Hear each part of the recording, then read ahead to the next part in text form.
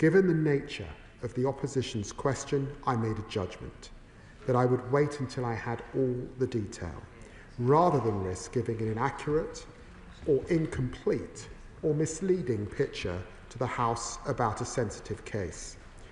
Members opposite may argue that they would have handled the situation differently.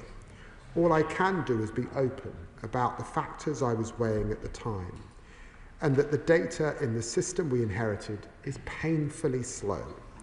I thank the Speaker for the opportunity to update the House in full today. Members will recall that following the release of Hadush Kabatu on the 24th of October, I put in place stronger release checks. I can confirm that the error leading to Mr. Kadir Sharif's release happened in September, before those checks came in. He was charged with burglary at Snaresbrook Crown Court, and a warrant was issued to HMP Pentonville for his remand. Contrary to the set-down process, it was then forwarded by email to HMP Wandsworth when Mr. Kadir Sharif was transferred. However, staff did not pick it up, and he was released on the 29th of October. Mr. Kadir Sharif was taken back into custody on the 7th of November by Haringey Police. I'm grateful to officers from my part of North London again after they also rearrested Mr. Kabatu. I'm grateful too to the wider Metropolitan Police and the public who assisted them. I can tell the House, Mr. Speaker, that in the year to March 2025, there were around 57,000 routine releases from prison. In that same time, there were 262 releases in error from prison. New data my department published today shows that from April to the end of October this year, there were 91 releases in error from prison. Further data on the breakdown of offences are official statistics that need to be combed through in detail before being put into the public domain. This was not a publication due today, but we recognise the public interest in being transparent about the overall number. It's important to note that this may be revised as additional cases are subsequently recorded, but this is the very latest that I have been provided. We understand that there are 3 mistakenly released prisoners currently lawfully at large. Their prison records show none of these are convicted sex offenders. I have been informed, Mr. Speaker, this afternoon that HMPPS are investigating a further case of a potential release in error on the 3rd of November who may still be at large. It is symptomatic of the data issues we inherited that all this information I have been given at this time while police and HMPPS investigate. Of the confirmed cases, Case 1 was in prison for failing to surrender to the police and released in error in December 2024. Case 2 was in a prison for a Class B drug offence and released in error in August 2024. And Case 3 was in prison for aggravated burglary and released in error in June 2025. 2 are a British national and 1 is a foreign national offender. I will not provide any further details on individual cases. In each case, we have to consider the welfare of victims and the judgment of our law enforcement agencies. Of the 262 releases in error from prison in the year to March 2025, 87 were of offenders whose main offence was violence against the person, and 3 whose main offence was a sexual offence. I'm clear that we must bear down on these numbers, which are symptomatic of a prison system under horrendous strain. As the Shadow Justice Secretary admitted last week, the state of the prison service has been unacceptable for a very long time, including under the Conservative government. Prisons today are still struggling with violence, The safety and custody statistics show an 8% rise in the rate of assaults in the year to June 2025. Systems are archaic. Every prisoner's sentence is worked out on paper, considering the type of offence and the legislation covered by it. Mr. Speaker, there are more than 500 pages of sentence management guidance. Mr. Speaker, I pay tribute to prison officers doing an incredibly important job. But as the Prison Officers Association has said, prisons throughout the country are underfunded, they're understaffed, and they're operating under relentless strain. Frontline prison officers were cut by a quarter between 2010 and 2017. That's around 6,000 fewer people, and means that there are less experienced staff, which places more pressure on the system, and unsurprisingly, mistakes happen in those circumstances. Indeed, from 2010-11 to the end of 23-24, under the previous government, there were 860 known releases in error from prison.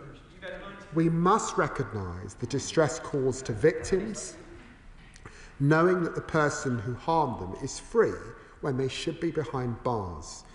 In the worst cases, like William Fernandez back in 2021, prisoners have committed further horrific offences. I give an unequivocal apology to all who have faced worry or worse as a result of releases in error, especially Hadush Kabatu's victims, who I'm offered to meet. I hope the Right Honourable Gentleman, Mr. Speaker, I hope the Right Honourable Gentleman opposite will join me in that apology to all who have suffered because of releases in error under this and previous governments. Mr. Speaker, human error will always exist, and no Justice Secretary could prevent every mistake. But we must reduce the risk and reverse the trend over the course of this Parliament. But we must be honest. The release process requires a radical overhaul, and establishing the facts in individual cases is complex. Decisions about public statements rightly rest with the police. Issuing details too early could frustrate covert inquiries or put police officers or the public at risk. These are judgments for experienced operational leaders, and parliamentarians must give them the space to make them. Mr. Speaker, this is a complex issue. We must be straight with the public about that, and I'm clear that we have a mountain to climb in response. So first, I'm chairing a new Justice Performance Board. It will give a comprehensive view of prisons and criminal court performance, including releases in error, to drive a step change in how we respond. The first monthly meeting took place yesterday. Secondly, I'm making sure we understand the issues. Following the release of Kabatu, I asked Dame Lynn Owens to carry out a review. This will conclude by the end of February next year. It will now include the adequacy of data collected and published on releases in error, and we fully expect to uncover additional incidents. I can also announce that we will set up a team of data scientists to review historic releases in error to understand what's going wrong. Third, I'm improving processes, because some of these errors actually originated not in the prison process, but in the court process. I will implement an urgent warrant query unit supported by court experts so that prisons can escalate queries and get rapid clarifications to reduce the risk of releases in error that emanate from the court system. We're also issuing instructions to court staff to reinforce mandatory requirements for imprisoned orders, to be confirmed verbally with judges before finalising a measure which has been shared with the judiciary. The court and the prison service are also scoping a joint exercise to look at live warrants, initially taking place within the London region. It will identify errors and ensure prisoners are subject to the correct warrants. Fourth, I'm accelerating upgrades. I stood up a digital rapid response team last week to reduce human error with cutting-edge technology. Over the next 6 months, we will provide up to £10 million to deliver AI and technology solutions to help frontline staff avoid mistakes and support them to calculate sentences accurately. Finally, I'm simplifying the release policy. One of the aims of the sentencing bill is to standardise how cases are treated, and following Dame Lynn Owen's review, we will consider whether amendments are required to operational policy. These are the initial steps to address the issue, but I will update the House where further changes are necessary. I commend this statement to the House. Right, can I just clear something up? And it's not got to happen. First of all, I was told Justice Secretary needed 13 minutes. Just bear with me. And I said, look, you need to ask. And in the end, the department came back and said, oh no, it's 10. It then wasn't 10, it was almost 12 minutes. I will work with Minister and Secretary of State, but it is 10 minutes. If there needs to be an extension, please ask, don't keep changing the times, because in the end, it is unfair to shadow ministers when it goes over. So what I would say is, you've got an extra minute, you've got an extra half a minute, but please, stick to the rules of 10. If you do need longer, I am always sympathetic as long as I know in advance. But to have this conversation with the department that it was no longer needed makes your department look foolish, and it certainly am not going to make me look foolish in the future. Shadow Justice Secretary. So, Mr. Speaker, we're back here again then. At least the Justice Secretary gets some use out of his new suit. But where has Wednesday's bombast and bravado gone? Get a grip, man, he thundered last week, without even a hint of irony. None of that today, was there? And why is that? Well, it's because, like increasing numbers of criminals in our jails, the Justice Secretary just doesn't know whether he's coming or going.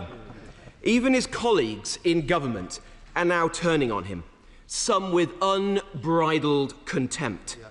The handling is terrible, was the verdict of a cabinet minister. Just rank incompetence. Cowardly. Frankly, pretty dodgy, was the verdict of another. Before long, the Prime Minister will be saying he has full confidence in him. And we all know what that means. Look, 2 weeks ago, he came to the House and he said he had put in place the strongest checks ever to stop releases in error.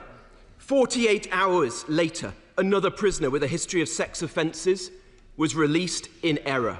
7 days later, and a fraudster is let out the very day he was sentenced to 45 months inside.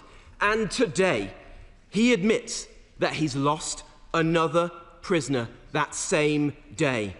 They're Lammy's lags, a whole new category of criminal who can just waltz out of prison despite having the strongest ever checks introduced by this Justice Secretary. The public are being endangered as this circus rumbles on, week after week, with no end in sight. When will he put a stop to it? He can't just hide behind the inquiry that he's commissioned. He couldn't even get the head of the review, Lynn Owen's name right last week. Anne Owens. Anne Owens, he bellowed. Well, I looked her up, and the only Anne Owens I could find was a panto performer who recently appeared in Alice in Wonderland. Perhaps she was the one who gave him some tips on his performance at the dispatch box last week. The former Chief Inspector of Prisons says that this has been caused, at least in part, by the confusion created by Labour's botched early release scheme. Does he now concede that there is a link between the doubling of prisoners accidentally released in the last year and the introduction of their SDS 40? Or is it just an extremely unlucky coincidence? Don't take us for fools. And Mr. Speaker, when will he finally come clean? He won't provide details in parliamentary questions. He won't answer even when he is here for Prime Minister's questions. He won't respond to letters. Well, perhaps that's because they weren't addressed to the Deputy Prime Minister. He's now been dragged here, kicking and screaming, to admit that one prisoner has been on the run from this Labour government for 14 months, and 91 have been accidentally released over the last 7 months. But the Justice Secretary is so clueless, he's literally lost track of how many prisoners he's lost. He says today a prisoner may have been accidentally released last Monday. Well, has he looked? He's either in his cell or he's not. What a complete and utter farce he's presiding over. As we all suspected, the crisis on his government's watch is even bigger than he dared admit. That's why he wouldn't say anything last week. Prisoners are being accidentally released nearly every other day and putting our constituents, his constituents, at risk. At this rate, he's on track for 156 prisoners to be accidentally released this year, which would be a record were it not for the doubling his government managed to achieve last year under their watch. And in his statement today, he poses more questions than he manages to answer. How many crimes were committed by those prisoners whilst they were on the run? Why can't he tell us who these 91 prisoners are? Who is the foreign criminal? And who is this mystery fourth offender he may have lost? How can he possibly be found if the public don't have his face? They don't have his name, like they did for Sharif and Kabatu. The public deserve to know the truth. And this situation could not be any more serious. There's been a 9-fold increase in the number of violent offenders accidentally released in the last year. A 9-fold increase. The criminal justice system under his watch has been made to look a total mockery. The public are being put at risk. In his own words, Mr. Speaker, it's time for him to get a grip or go. Justice Secretary. Well, Mr. Speaker, this is a crisis that we inherited in our prison system. And it's worthy of sober reflection because he knows, Mr. Speaker, that when they were in government, there were 17 prisoners released in error every month. He knows that. He knows too because the former Conservative Justice Secretary said on the issue last Friday, we essentially run our prisons regime very hot. We are very close to capacity. We have seen a big increase in the prison population over the last 20 years, and resources have not necessarily matched that. That is the first problem. And another former Justice Secretary, Alex Chalk, said part of the issue is we can't hold on to prison officers without that expertise. Errors creep in. And he himself also challenged their record in office. So he knows that this is a cross-party issue that, of course, we have to grip. Now, I said that I put in place those checks, and I stand by the checks that I put in. I also said in my statement that the cases that we are uncovering, many of them occurred before those checks were in place, and another case involved an error that was in the court system, and that's why this new query process is very important indeed. And it is the case that we had to introduce SDS 40, and he knows why that's the case, because his government, just in the last few months in office, made 3 different changes to their early release scheme. So worried were they about prison capacity, a prison capacity issue that we inherited. He knows 500 extra places in the prison system is all that they built in 14 years in office, 14 years, and we've pledged 14,000 by 2031. He also knows, like night follows day, if you cut officers by almost 50%, is what they did in office, you cut those officers, and then you recruit new officers, as we've attempted to do. These are very junior people working hard, and I thank them for all that they're doing. But in those circumstances, mistakes will be made. I've asked Dame Lynn Owens to look at this, really, really important. I've put in place the digital team because he knows also that this is a system based on human beings, therefore you get error. Only technology will fix this issue over time, and I've now put in place this double check between the court and the prison system. Chair of the Select Committee, Andy Slaughter. Thank you very much, Mr. Speaker. I welcome the initiatives the Lord Chancellor has announced to deal with the wrongful release, but does he accept that the level and circumstances of such releases are symptomatic of a deeper malaise? Will he look at the Justice Committee current reports on drug culture, organised crime and lack of education and work in prisons?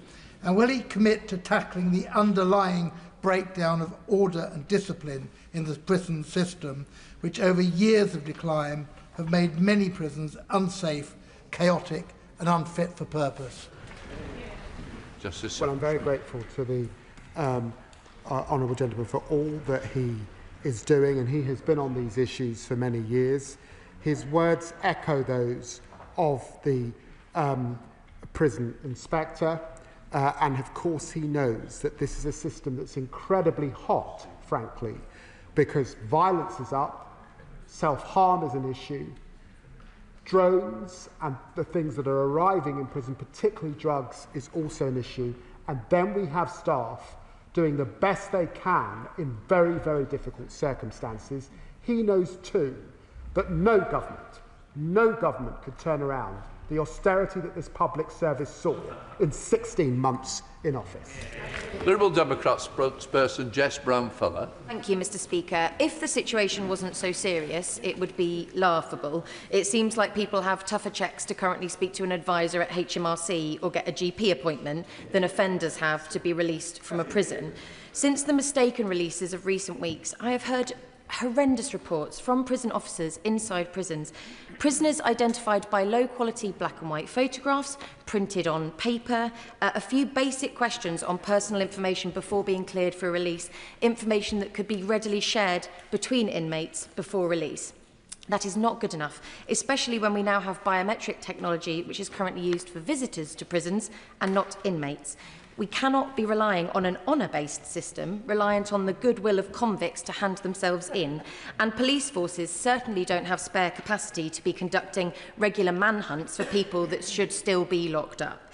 After the release of Hadush Kabatu, the Deputy Prime Minister promised enhanced security checks. Yet since then, some of society's most dangerous individuals have still ended up on our streets. So will he now spell out what those enhanced checks actually involve, and whether biometric testing is used routinely to confirm a prisoner's identity before release? And can he confirm what training prison officers receive before managing prison releases? Like most of the justice system, our prison system has been mismanaged and underfunded by the previous complacent Conservative government, so we do appreciate that this government inherited this mess.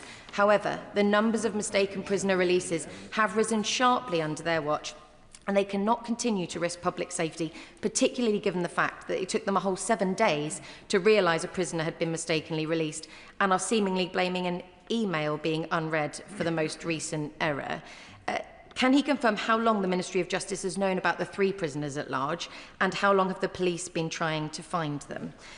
The Deputy Prime Minister has promised the public an investigation, but they cannot wait months for answers while their safety continues to be put at risk. So what immediate action can he take today to ensure that dangerous criminals stay behind bars and these mistakes stop once and for all? Sarah State.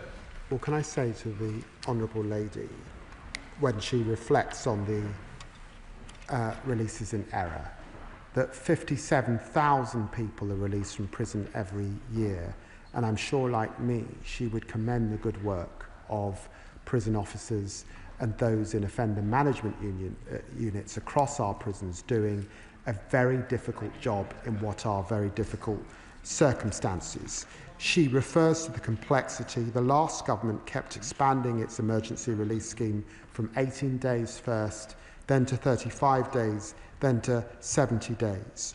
And at 20 2021, a review found 503 pages of guidance that staff had to follow for early release. It's a paper-based system. And so I cannot stand here as a Secretary of State and say that in a paper-based system that you can eradicate all human error. You can't. The only way to deal with that would be technology to bring those levels down to something that I think the House would think was acceptable. I want to see the figure come down to historic levels over the course of this in Parliament. It will, of course, take further investment, but I hope that the investment in 10 million in this new digital team, and indeed the support that we're offering now between courts and prisons, will make a substantial difference. She asked me what I'm doing: a new Justice Performance Board, of course Damien Owen's review, the urgent query process that I've outlined, the digital rapid response system, and of course simplifying the release policy, which is effectively what comes out of the sentencing bill. Linda Jess. Thank you, Mr. Speaker. Does my right honourable friend agree that wrongful releases of prisoners would have caused a lot of distress and anxiety to the victims, their families and others? But does he also agree excuse me, that we inherited a prison system that was in complete chaos, and it was in such a major breakdown that whilst we are taking the appropriate action now to sort out the prison system and to prevent wrongful releases, this is going to take some time? So state. Well, I'm very grateful to the honourable gentleman for his question, and he's absolutely right. And I think the public recognise this, that they won't particularly have visited our prisons, but they know that cuts in our public services are real. They see it in their local authorities. They see it in their local hospitals. They see it in their local schools. They know that things like Sure Start were decimated.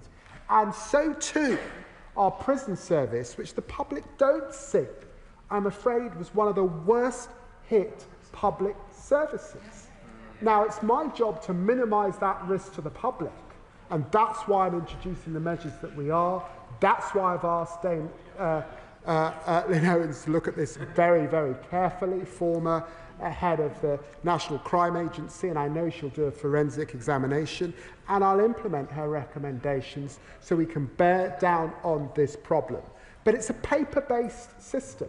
I didn't realise coming into this job that it was a paper-based system. I'm not sure the Shadow Justice Secretary has realised at all since he's been doing this job that it's a paper. But his former Justice Secretaries under his government know that it's a paper-based system, and they know that's why errors happen.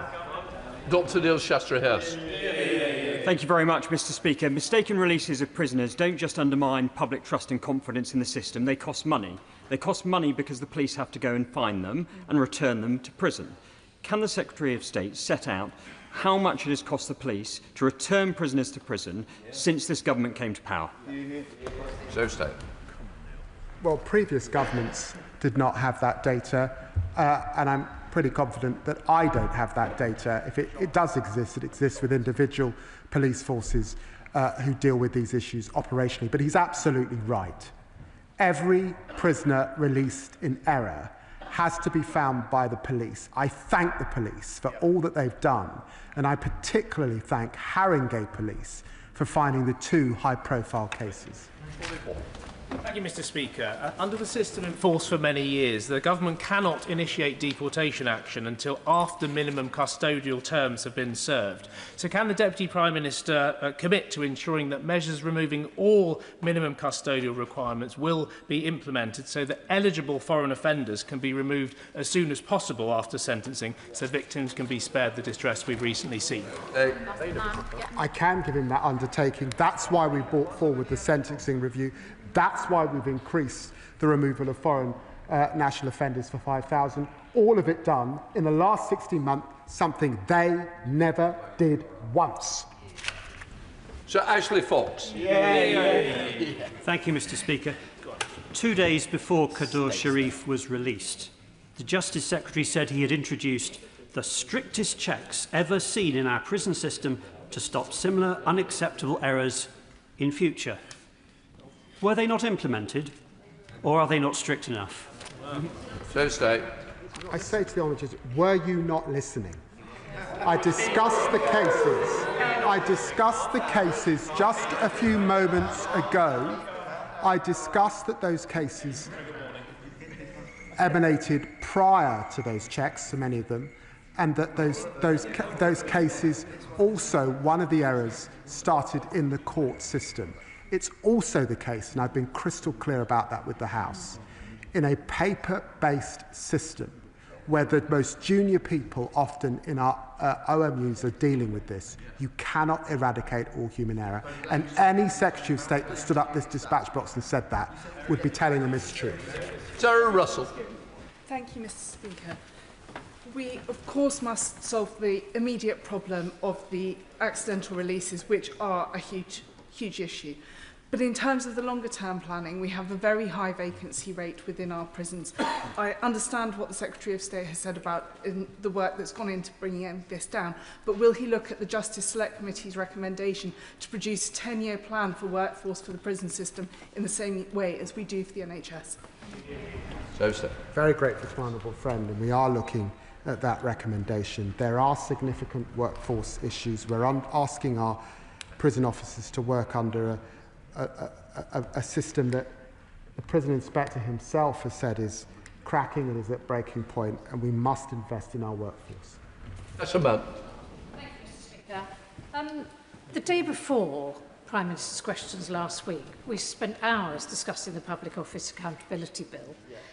And I just wondered, bearing in mind there's such a crash in public trust and confidence, whether the Lord Chancellor considered that it might have been better to have referred to the fact that there had been, he knew that there was a mistaken release of a prisoner in the offing. He might not have been able to give the details, but I think in order to restore public trust and confidence, and in light of the Public Office Accountability Bill, whether it might be better to have said something and to hold over that decision and say he would come back later to the House with more detail. So stay. Well, I recognise why the Honourable Lady, who's very reasonable, is making her comment in the way that she is. But I simply say that we inherited a system where 17 errors in release are made every single month. There is a data release every July. I've now updated the House with more information than the House has ever had about this issue. But I've also been clear, as any Justice Secretary would be, that we are not going to be able to eradicate human error and not going to be able to get back to historic levels quickly. But I put in place as much as I can to minimise the risk to the public. Andrew Page. Thank you, Mr. Speaker. As a member representing a prison constituency, I'd like to put on record my thanks to prison and probation staff who work hard under difficult circumstances. But in recognising that, I also know the pressure the prison system is under. It is shocking that a legacy of 14 years handed over to this government, a paper-based system and a prison system that was breaking. The party opposite likes to talk about a farce. If they want to talk about a farce, I will hand them a mirror to look into, because the only farce here is the breaking system. So can my honourable friend tell me what more we can do to support prison staff? Yes, there needs to be accountability, but we need to invest in technology, invest in solutions, and give our prisons the systems they need to stop these things happening in the future. So stay. Well, he's absolutely right. The best way to deal with this is to move to a system that's based on technology. To use the AI that's out there to properly compare records, whether they come from the court or whether they're from early release.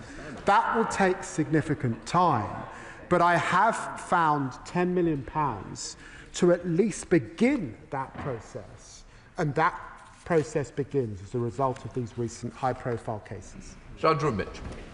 Thank you, Mr. Speaker. May I tell the Right Honourable Gentleman that even the West Midlands Victims Commissioner, Natalie Kairosh, is herself living in fear due to the government's new release guidelines on open prisons. In 2016, she was stabbed in my constituency 24 times by her ex-partners. She was 8 months pregnant. Her attacker was jailed for 18 years, but is now moving to an open prison 4 years earlier than expected. And Natalie is terrified of coming face to face with him. Can the right honourable gentleman explain why those convicted of domestic abuse who cannot apply for early parole under the SDS 40 process are not also excluded from the government's dangerous policy of moving offenders to open prisons? So say. Well, I know that the Victims Minister has met with her, and he will also know that in the sentencing bill we have restriction zones that can restrict the movement of those who have committed crimes like the one he refers to. Blair Anderson. Thank you, Mr. Speaker. As a Wandsworth MP, my constituents are very concerned about these releases, and they have seen years of underfunding of Wandsworth Prison, but they've also seen more investment by this government since coming into power than for years and years before that. And I have every confidence from visiting the Wandsworth Prison about their new governance and the systems that are putting in place. I thank the Justice Minister for his response to my letter outlining the changes in training, technology and resources that are being put in place to redress these wrongs, and the digital rapid response unit. Could the Minister, just for the sake of my constituents, outline those stronger release checks that he has put in place straight away? Justice Secretary. Well, I'm very grateful to my honourable friend and for all of the work that she's doing in her community, and I recognise there will be anxiety in her constituency as a result of high-profile cases that have emanated from Wandsworth. She will know that one of those cases involved an error that actually started in the court system back in September before the checks that I have put in place. But when she asked me to outline what I've done, what it effectively means is that the duty governor, deputy governor are having a double look at what comes out of their OMUs, which are largely staffed by slightly more junior staff in relation who are making these decisions on who should be released from custody. But I look forward to visiting Wandsworth with her in the coming months. Dr. Caroline Johnson. Thank you, Mr. Speaker. Mr. Speaker, the Ministerial Code requires honesty and transparency. And on the 28th of October, I asked a written parliamentary question of how many of those released in error under this government remained at large. On the 3rd of November, I received an answer, Mr. Speaker, but it did not answer the question. Was that because they didn't know the answer of how many people were at large, or they chose not to be transparent and give the answer? I explained at length in my statement who is at large. I have released data today outwith of the normal cycle of releasing in July, which was done under the last government. I have been as transparent with this House today on this issue than any minister has been. And I would remind the House, I checked the record, despite 860 releases in error under their watch, they never came to the House once. Nope. Not once on this issue. Not once. Speaker, our constituents deserve a prison system they can have confidence in. And yet, prisoner releases in error increased every year since 2021. Despite that, there was no call for an investigation. There were no reforms. Can the Minister therefore please reassure my Carlisle constituents that it is this government that will implement the findings of Dame Limoin's investigation and restore the confidence that was eroded under the previous government? I'm very grateful to my honourable friend, and she's absolutely right. Not once did they make a statement, even when William Fernandez was released in error under them and went on to commit an horrific crime. Not once did the minister come to the dispatch box. Not once did they release extra detail. And I've done that today. Steve Darling. Thank you, Mr. Speaker. A Torquay solicitor has recently told me of multiple occasions where there has been a lack of security staff to convey convicted criminals from Newton Abbot Magistrates Court to prison. On one occasion, one individual started self-harming. On another occasion, an individual waited and then left and absconded because they were locking up the building. He was then arrested at a later stage following a machete attack. How often is this happening across the United Kingdom? And what are you doing to stop this failure within the system? Well, in a sense, he raises issues beyond the prison system, and he's right about the delivery mechanism of prisoners from court to prisons. He knows, because it's come up in oral questions again in the House, the issue that we inherited of backlogs from the party opposite. He knows also that we're demanding that our police arrest more and bear down on crime. So the criminal justice system is phenomenally hot. All of this will affect the prison system. That's why we've asked Brian Levinson to look at the issues of efficiency, particularly that relates to the court backlog. And part of that is that relationship between security and between the movement of people from our courts to our prison system. Thank you, Mr. Speaker. Mr. Speaker, when I chaired the Public Accounts Committee, and when I was on it, so I served for over 10 years, we looked at and uncovered, with the help of the National Audit Office, failures in the probation service, which was a yo-yo policy between ministers as they changed, failure to build prisons, failure to maintain prisons, failure with the court IT system, and failure with identifying information that needed to be shared. Is he aware of the McGee Review, which was commissioned at the tail end of the last Labour government? And can he speculate why the McGee Review was never implemented over 14 years of a Conservative government? Well, I'm very grateful.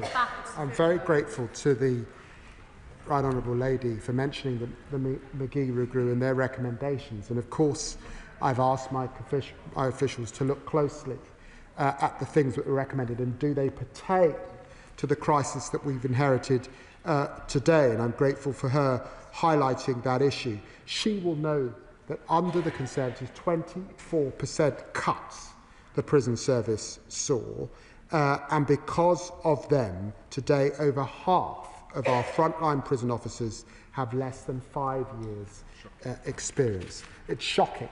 That's what we inherited. So, Julian. May I try and make a constructive suggestion to the Deputy Prime Minister? Has he considered that when somebody is due for release, they should be read a short statement saying that if they think they are being wrongly released, they should say so now, and if they do not do so, a further penalty of some sort will be imposed? Might not that act as a bit of a deterrent as well as a check?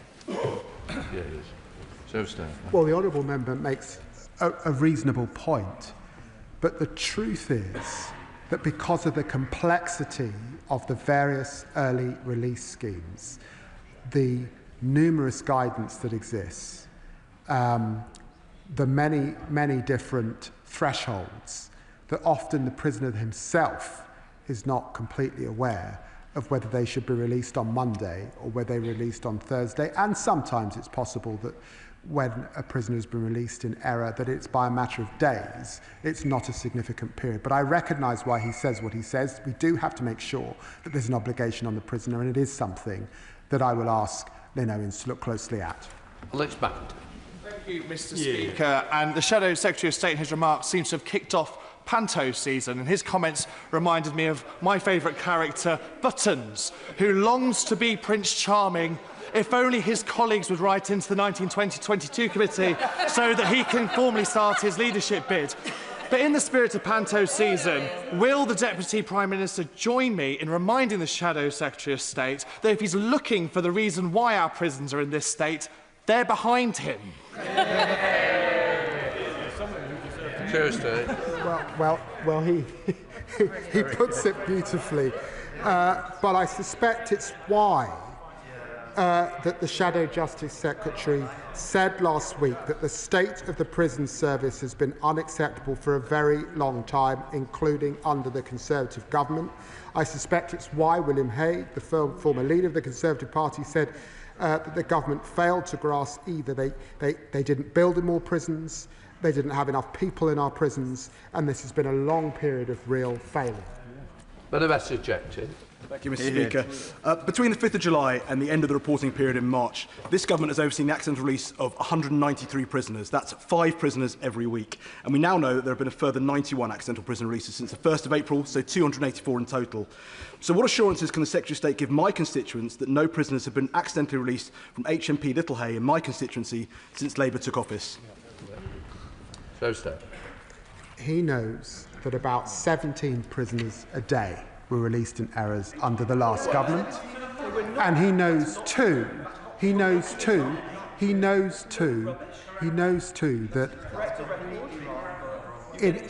in introducing their early release scheme and our emergency early release scheme, there's complexity in the system. I will look closely at the data that is available in relation to his prison. Catherine Fuchs. Thank you, Mr. Speaker, and I thank the Secretary of State for his statement. Having spoken to my prison governor this weekend in Monmouthshire, I know the burden clerks and prison officers are under when they are calculating these sentences on paper.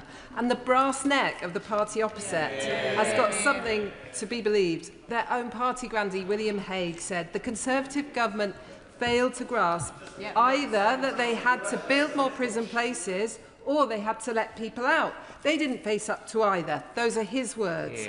So can the Secretary of State share with me how we are tackling both? Well, I'm very grateful to the Honourable Lady for her question. She's absolutely right. We've got to grip the system. I did that by chairing a performance board in the department yesterday. I've done that by asking Dame Lynn Owens to look at this closely. There does now need to be an urgent query process working between courts and prisons so that we aren't seeing those mistakes between the two systems. It will take digital technology, ultimately, I think, to fix this. But I've started that with 10 million to expand the digital rapid response unit so that we can at least start to flag in the system and across the system so that those working in our offender management units can spot where there might be an issue and there might be a problem. And I'm very pleased the sentencing bill that's now been through this House will simplify the system greatly because it's too complex at the moment. Good job. Speaker, Kabatu was released in error on the 24th of October, which is a Friday. I was under the impression that in the last Parliament, Simon Fell, the former member for Barrow, passed a rather brilliant private member's bill which became the Offenders Act 2023, which said that a prisoner cannot be released on a Friday without the Secretary of State say so, in order to reduce recidivism because people can't get access to the state for 72 hours. So has the Secretary of State devolved that to prison governors? And if they are being seen to be ignoring the will of this House, would he draw that power back up to himself? State. Well, the Right Honourable Judge makes a very good point. The system had got to a place where prisoners weren't being released on Friday. That was relaxed, is my understanding, and I've asked Dame Lynn Owens to look at that again. Rushford. Thank you, Mr. Speaker. At the weekend, I was visited in my constituency surgery by one of the many hard-working prison officers from Durham, himself a victim of the chaos in the justice system that the previous government left behind. But before he left, he wanted me to know just how bad it is and why people are being released early. And as we all know, 800 were released early on their watch. So bad was the chaos that they created. He references that it's getting worse because of the chaos that they created. It got worse every year on their watch too. But would the Deputy Prime Minister give me the assurance, both for the victims of crime but also for our hard-working prison officers, that he will do what it takes to get to the bottom of this? And he's referenced the paper-based system. Without preempting Dame Owens' review, will we be moving away from that 1980s paper-based system? Well, I'm very grateful to the Honourable Gentleman. He's right. 17 releases in error per month in 2024. And just in their last days in office, there was a step change in those releases in error. And it started very much going back to 2021 under their watch. But why did it start? Because of the complexity of the system and needing to introduce new mechanisms to get prisoners out because of an overheated prison place. We've got to be able to lock up the most violent people. That's why it's happened, and now, of course, we're going to do everything we can to get a grip. I'll try and remember. Speaker, it's good to see a quieter, more emollient, even by his own lights, humbler Secretary of State at the dispatch box today than the one we saw last week. Can the Justice Secretary say how many people have been wrongly detained? Yes. And how much money his department is setting aside for the likely ensuing litigation? Secretary of State. Well, he knows that we release those statistics on an annual basis, but I think behind his question that he knows just as the system releases prisoners in error, sometimes it also retains prisoners when they should be released. The two go hand in hand. That's MacDonald. Thank you very much, Mr. Speaker. I'm sure as the Lord Chancellor made his statement, it will be victims that will be forefront of his mind. I think we can all only imagine the fear and distress that is caused to victims when someone who has caused them so much harm is released in error. So can the Secretary of State say in more detail and assure us that in those circumstances, victims and their families receive support and that they're fully informed about what is happening? Secretary of State. Well, she's right to put front and centre the victims and rightly the anxiety that they will be feeling. And it's right too, I've published more data today than has ever been before on this issue because I recognise the concern that there is in the public at this time. But it's also right that I leave and work with the police and our enforcement agencies on the publication of particular cases, because sometimes, either because victims have not been informed or it'd be dangerous to publish names, or indeed it might mean that the prisoner is able to know that he's being looked for and goes underground, or she's being looked for. For all of those reasons, we have to work with the police on these very sensitive issues in order to protect the public and absolutely to protect victims. James White. Thank you very much, Mr. Speaker. Public safety should be the Justice Secretary's priority. So why did it take 6 days for the Metropolitan Police to be informed that a sex offender had been wrongly released from HMP Wandsworth? Well, as I said, I've apologised from this dispatch box. Human error is in the system. There are delays, not just within our prisons, but also between different agencies, and that's why I've put in place the query system particularly. Catherine. Thank you, Mr. Speaker. The government inherited a prison system which was so weakened by austerity, but it was also overcrowded by a justice system which failed to actually look at rehabilitation as well as punishment. Would the Secretary of State redouble the department's efforts to match employers who want to give prisoners a chance to learn skills and the habit of work with the opportunity to do so while serving their sentence and after, so that we're able to ensure that our communities are safer because we rehabilitate as well as punish? Well, I'm very grateful to the Honourable Lady because she's emphasising punishment that works, and punishment that works has got to mean skills, education and employment so that people don't go on to reoffend. And we've inherited a system where recidivism rates are beyond 60%, which means that the system isn't working, even though it's overheated. So these are issues that we have to look at in time. The sentencing bill is the beginning of the story, but we will have to return to these issues if we're serious about reducing reoffending. Dr. Neil Hudson. Thank you, Mr. Speaker. Mr. Speaker, recent events and today's court ruling bring to the surface again the anxiety of our Epping community. My thoughts, Mr. Speaker, remain with the victims, including the 14-year-old Epping schoolgirl. Appallingly, they and their families heard about this wrongful prisoner release from media instead of the government. It is frankly astonishing the government are only using their levers of power in the courts to overturn this case brought by the council, but are not using their powers to address the issues in the front line.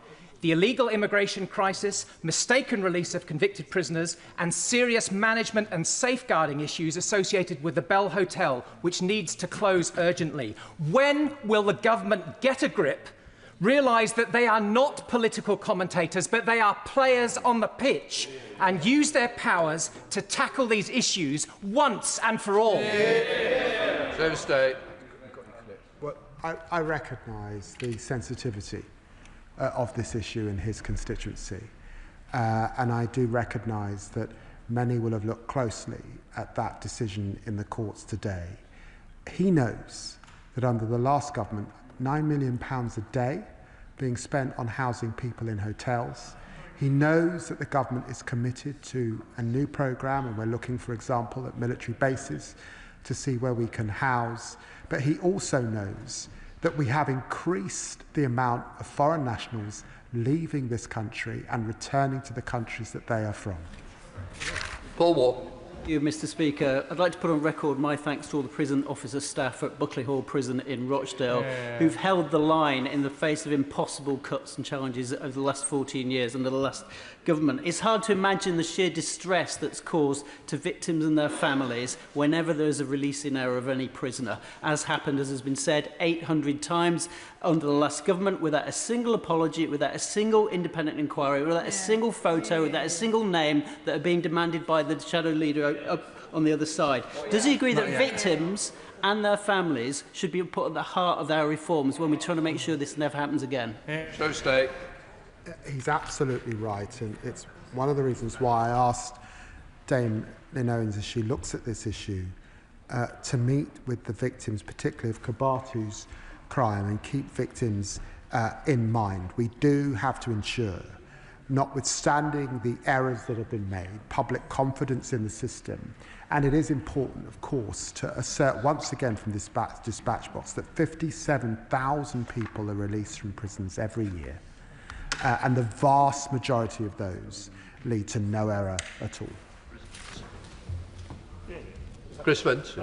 Thank you, Mr. Speaker, and can I thank the Deputy Prime Minister for his statement today and the manner in which he has delivered it. The wrongful release of prisoners is of huge concern to my constituents in Harlow, and can I echo the comments made by colleagues across the House that ultimately the people that really suffer from this are the victims of those terrible crimes. Having previously worked for a homeless charity in Harlow, I saw a number of prisoners who were released on a Friday. They'd come to us on a Friday afternoon at about 5 o'clock with nowhere to go. Does the Deputy Prime Minister agree with me that actually when we release people from prison, we should make sure they have somewhere to go? And actually, if they have to declare where they're going to go after they're released, we may be able to avoid some of these mistakes. And he's right that the Friday release issue, was often about public services not being available over the course of Friday evening into Saturday, and the homelessness problem that pertains to. And it's why I think it is important that we re-look at what is happening in the system and the system that we inherited. Alison Griffith. Thank you, Mr. Speaker. On the 10th of October, Ola Abimbola, a violent Nigerian criminal, walked out of Ford Open Prison in my Bognor Regis and Littlehampton constituency. He hasn't been seen since. He's meant to be serving 21 years for GBH, kidnap and possession of an offensive weapon. So I asked the Secretary of State, how many other prisoners are at large from Ford Open Prison, and what offences were they imprisoned for? So State. Well, the Honourable Lady will know that absconding is a serious criminal offence, that any defendant who commits this crime could face longer behind bars.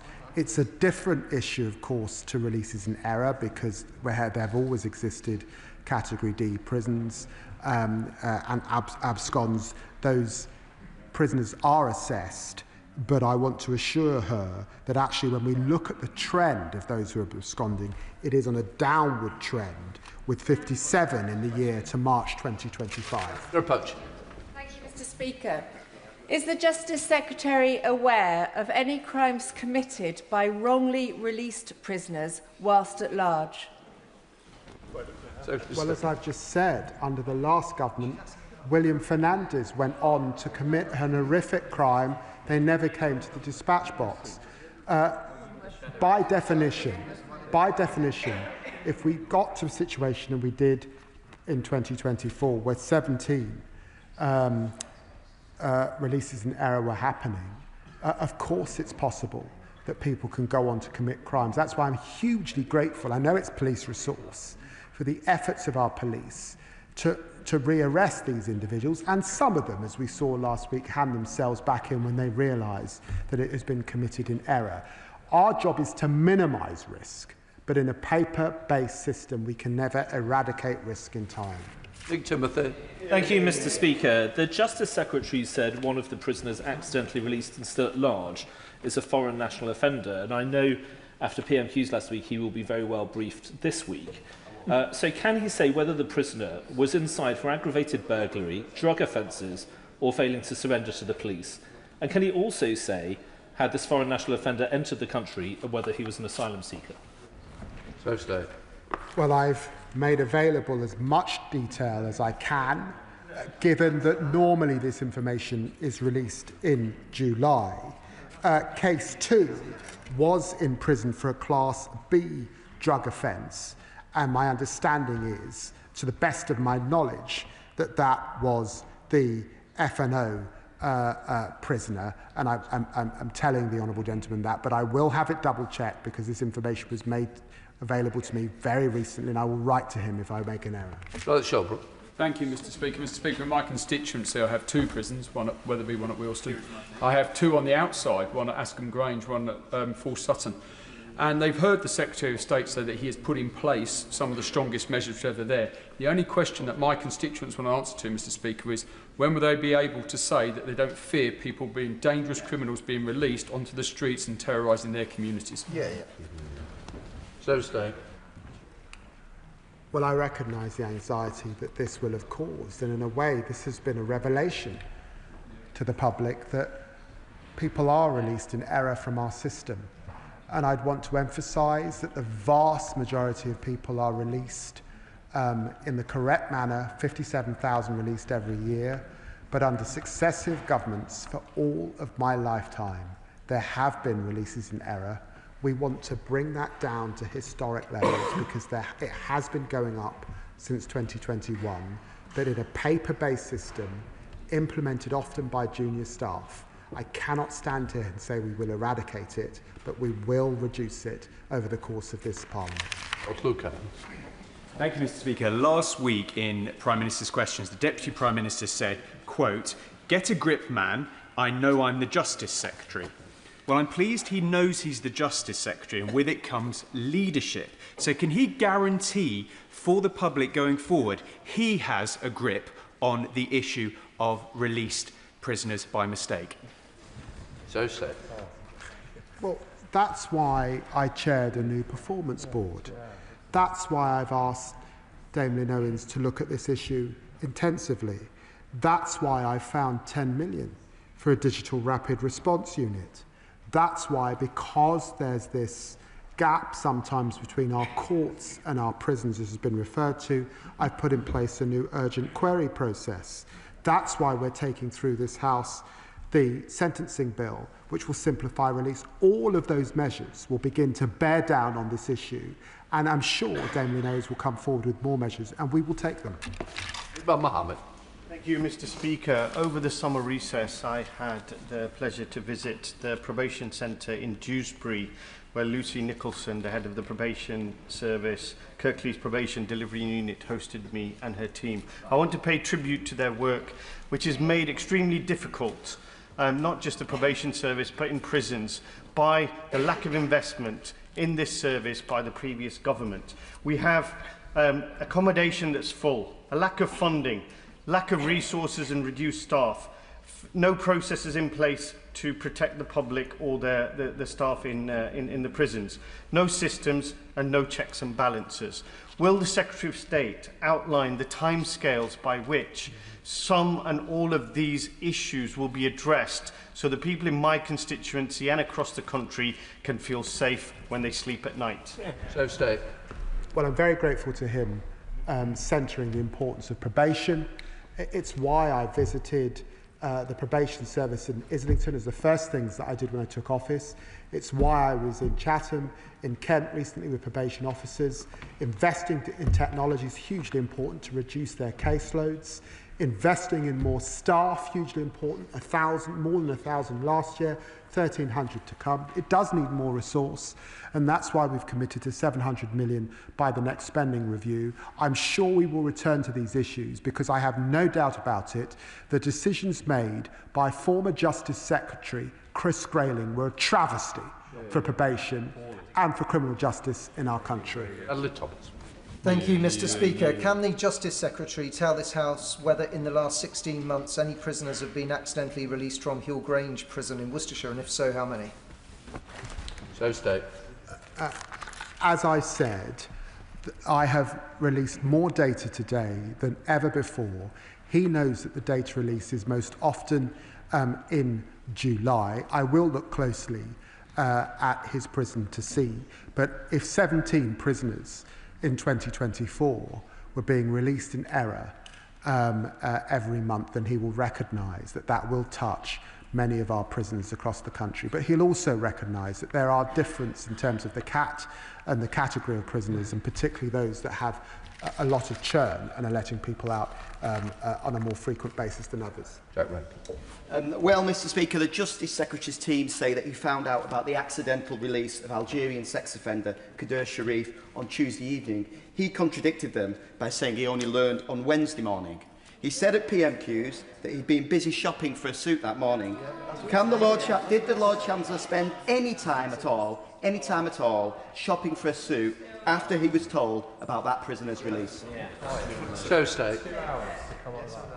No. Jim Chatham. Thank you, Mr. Speaker. And can I thank the Secretary of State for his answers? 321 violent or sexual offenders either failed to come back to jail after being temporarily freed, returned later, or breached the term of their licence last year, the highest number for years. Numbers were 177 4 years ago, 59 in 2014-2015.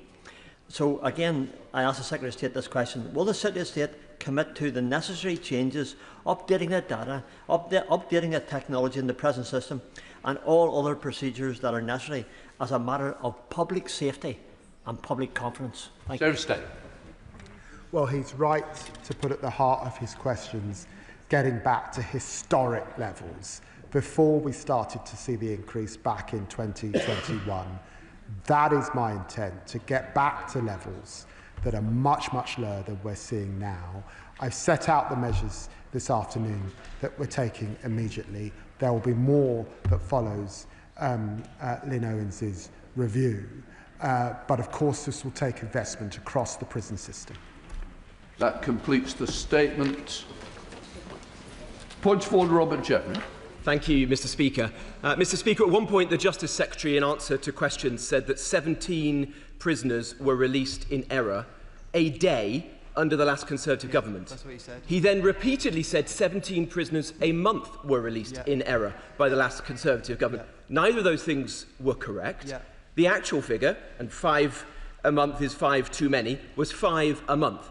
I know, Mr. Speaker, that the Justice Secretary would not want to appear as if he didn't know what he was talking about. Might you be able to get him to correct the record for us? I think, in fairness, that I don't want to continue the debate, and that's what we're in danger of doing. I recognise there was a mistake made. I accepted it was a mistake that was made. And therefore, I think you have corrected the record. I think we'll leave it. So, unless the Justice Secretary wishes to come back, of course. Mr. Speaker, I do think that I said that in 2024, 17 prisoners were released in error a month. If I misspoke at any point, then of course I'm happy to correct the record as I just have, but I'm pretty sure I said that on the record as well. Well, just for the record, mistakenly you said 17 a day, but I knew exactly you meant 17 a month. We will leave it at that. Well, it might be, but I've corrected it for that.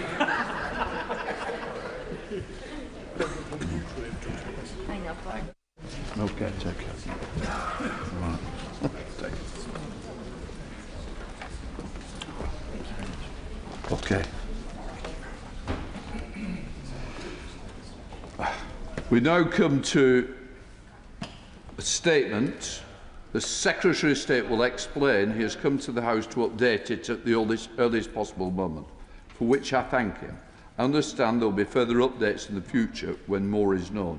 We have important and well-subscribed debate this afternoon and further important statements to come before that. In light of this, as there is such a limited, and let me stress, limited amount of information today, I am going to restrict it to a couple of people to actually ask a question.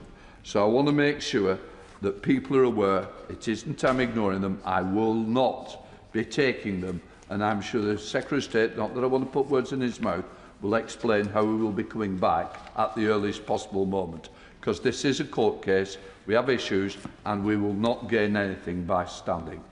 Secretary of State.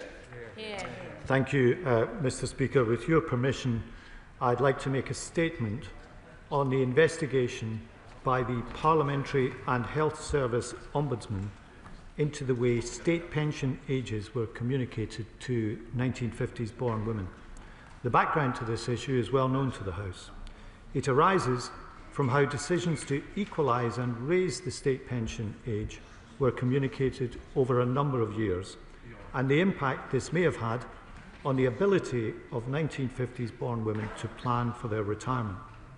It stems from communicating changes in the 1995 Pensions Act that gradually increased the state pension age for women from the age of 60 to 65 to bring it in line with men.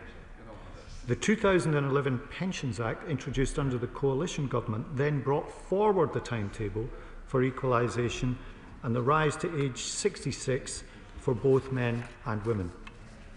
It is important to be clear that the Ombudsman was not looking at these policy changes to the state pension age.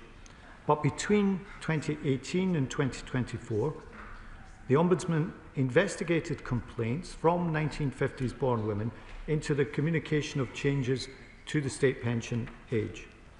In March last year, following a lengthy investigation lasting 6 years, the Ombudsman published their final report. In December of last year, the then Work and Pensions Secretary, my right honourable friend, the member for Leicester West, provided the government's response to the House. In coming to this decision, my right honourable friend gave the Ombudsman's report full consideration and looked in detail at the findings, reviewing all the information and advice provided to her at the time by the DWP. My right honourable friend did her job thoroughly and professionally in weighing up all the information before her and then coming to a conclusion and informing Parliament. Since then, as part of the legal proceedings challenging the government's decision, evidence has been cited about research findings from a 2007 report. This was a DWP evaluation of the effectiveness of automatic pension forecast letters. Had this report been provided to my right honourable friend, she would of course have considered it alongside all other relevant evidence and material. Mr. Speaker, in light of this, and in the interests of fairness and transparency, I have concluded that the government should now consider this evidence. This means we will retake the decision made last December as it relates to the communications on state pension age. As the House will be aware, the decision announced last December has been the subject of court action in recent months, and we have today informed the court of the action we now intend to take. In retaking the decision, we will review the evidence from 2007 alongside evidence previously considered. And I have, of course, asked the Department if there is any further survey material or other evidence which should be brought to my attention as part of this process. I understand that people are impatient for this matter to be finally resolved, with the Ombudsman's investigation having taken 6 years before reporting last year. But it is important that we give this full and proper consideration. We will approach this in a transparent and fair manner. However, retaking this decision should not be taken as an indication that government will necessarily decide that it should award financial redress.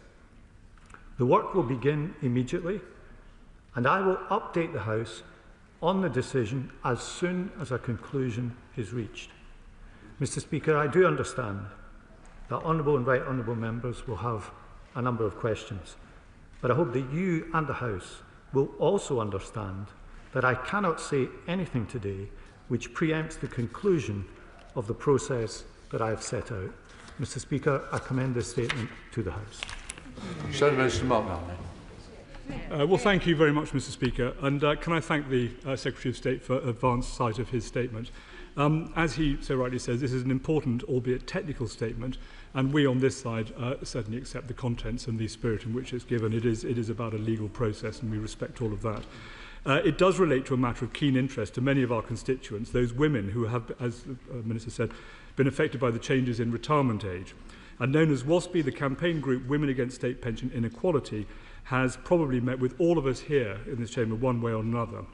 And they will be looking at the point made, I think, by the Secretary of State late in his statement that, and I quote, retaking this decision should not be taken as an indication that government will necessarily decide to award financial redress.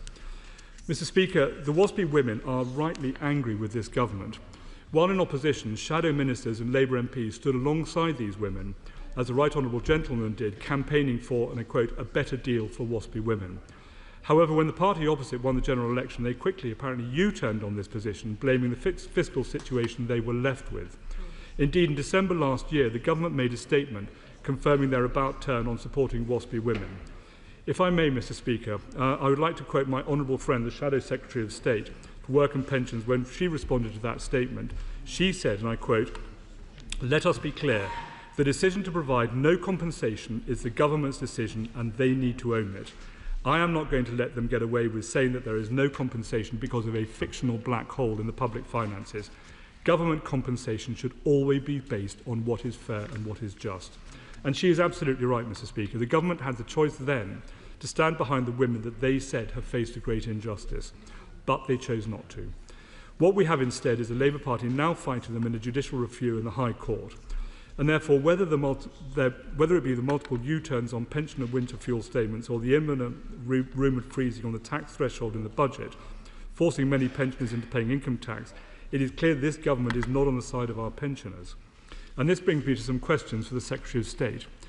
Firstly, if I may, the Minister for Pensions said in a Westminster Hall debate on the 15th of January on this topic that, and I quote, "We will work with the Ombudsman to develop a detailed action plan identifying and addressing lessons from this and other Parliamentary and Health Service Ombudsman's investigations. However, to my knowledge, nothing has been released to this effect. Therefore, could he provide an update on when we can expect the plan and what will be in it?"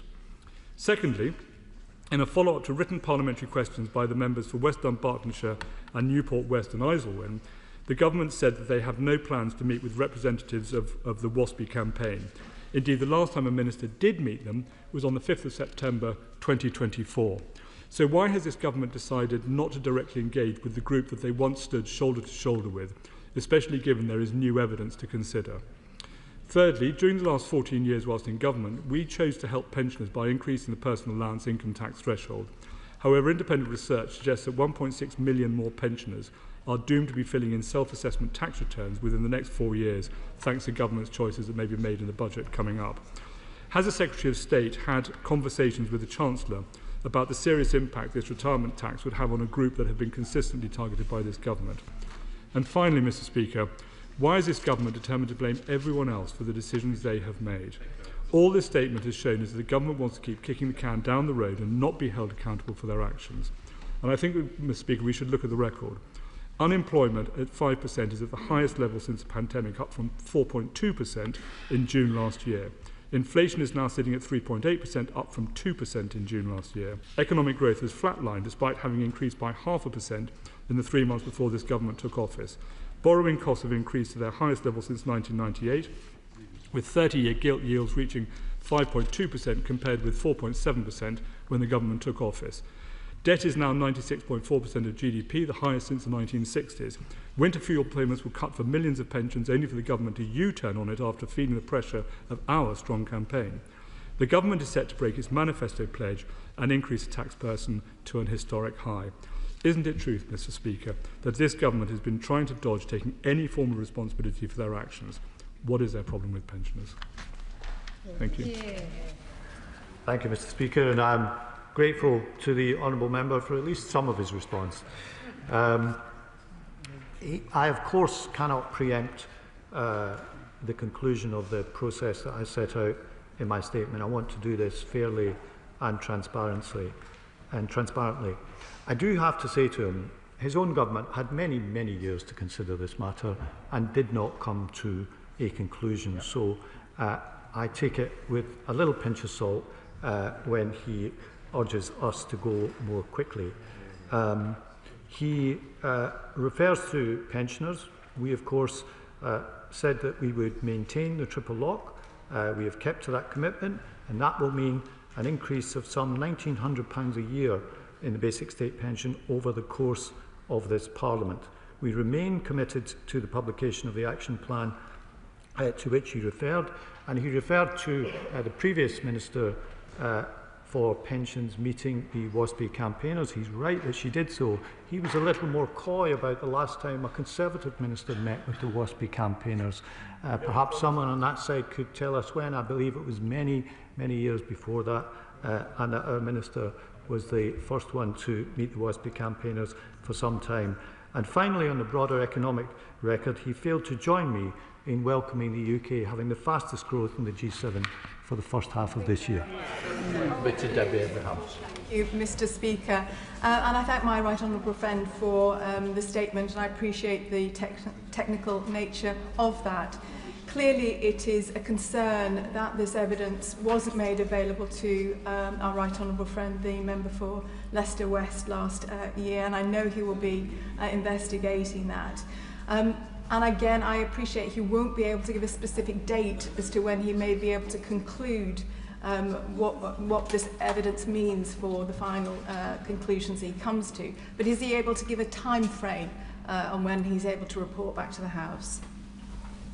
Mr. Speaker, I'm very grateful to the Chair of the Select Committee for her question. I know that she's taken a long and keen interest in this matter. On the matter of timescale, I appreciate that the statement, when people hear it, they will want to know when the conclusion will be.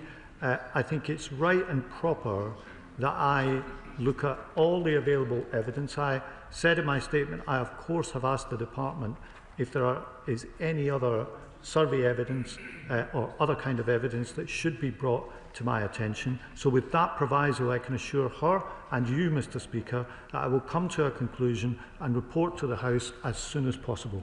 The Democrat spokesperson, Steve Darling. Thank you, Mr. Speaker. And I'd first of all like to apologise for inadvertently using the word you at the last time I spoke. So apologies, Mr. Speaker. Thank you.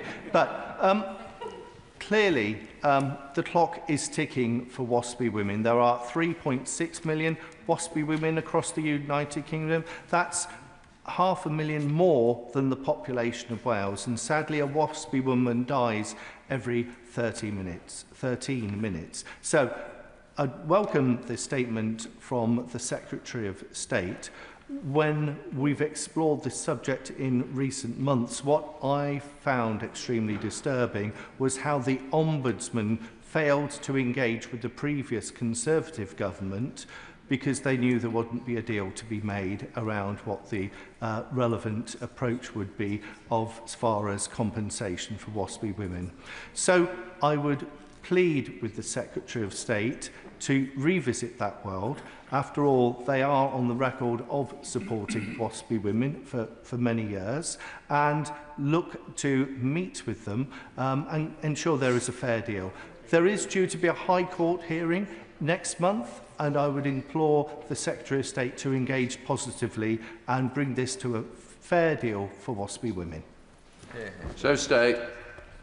Can I thank the honourable member for his questions. He's right, this issue has gone on a long time, but I took the view that in light of this evidence being cited, that it was the right thing to do to look again at it and at the decision in the round. I cannot speak for the previous government's failure to engage with the Ombudsman. That's a matter for them, but I can tell them that this government is engaged with the Ombudsman on the action plan that was discussed earlier, and we will continue to do so. And as I said, Mr. Speaker, I will come to a conclusion and report to the House as soon as possible. Final question, Kirsty Black. Much, Mr. Speaker. The Secretary of State said as part of the legal proceedings challenging the government's decision, evidence has been cited about research findings from a 2007 report. Who cited that evidence? Was it DWP? Was it the government that cited that evidence, or was it the people who are opposing the government in the court case that cited the evidence? And if it came from government sources or from within DWP, why wasn't it uncovered before? And can the Minister give us every assurance that he's doing everything he can to ensure that all relevant evidence is uncovered in advance of the next decision being taken? Mr. Speaker, the Honourable Lady asked about the nature of this evidence. It is a report from 2007. It's a DWP evaluation, as I said, and the survey was not drawn to the attention of the previous Secretary of State because its potential relevance to the making of her decision was not evident at the time. I will consider this survey and any other relevant evidence in the process to which I referred in my statement, Mr. Speaker. I'm going to suspend the House till 17:15 because of the late notice of the next statement. House suspended.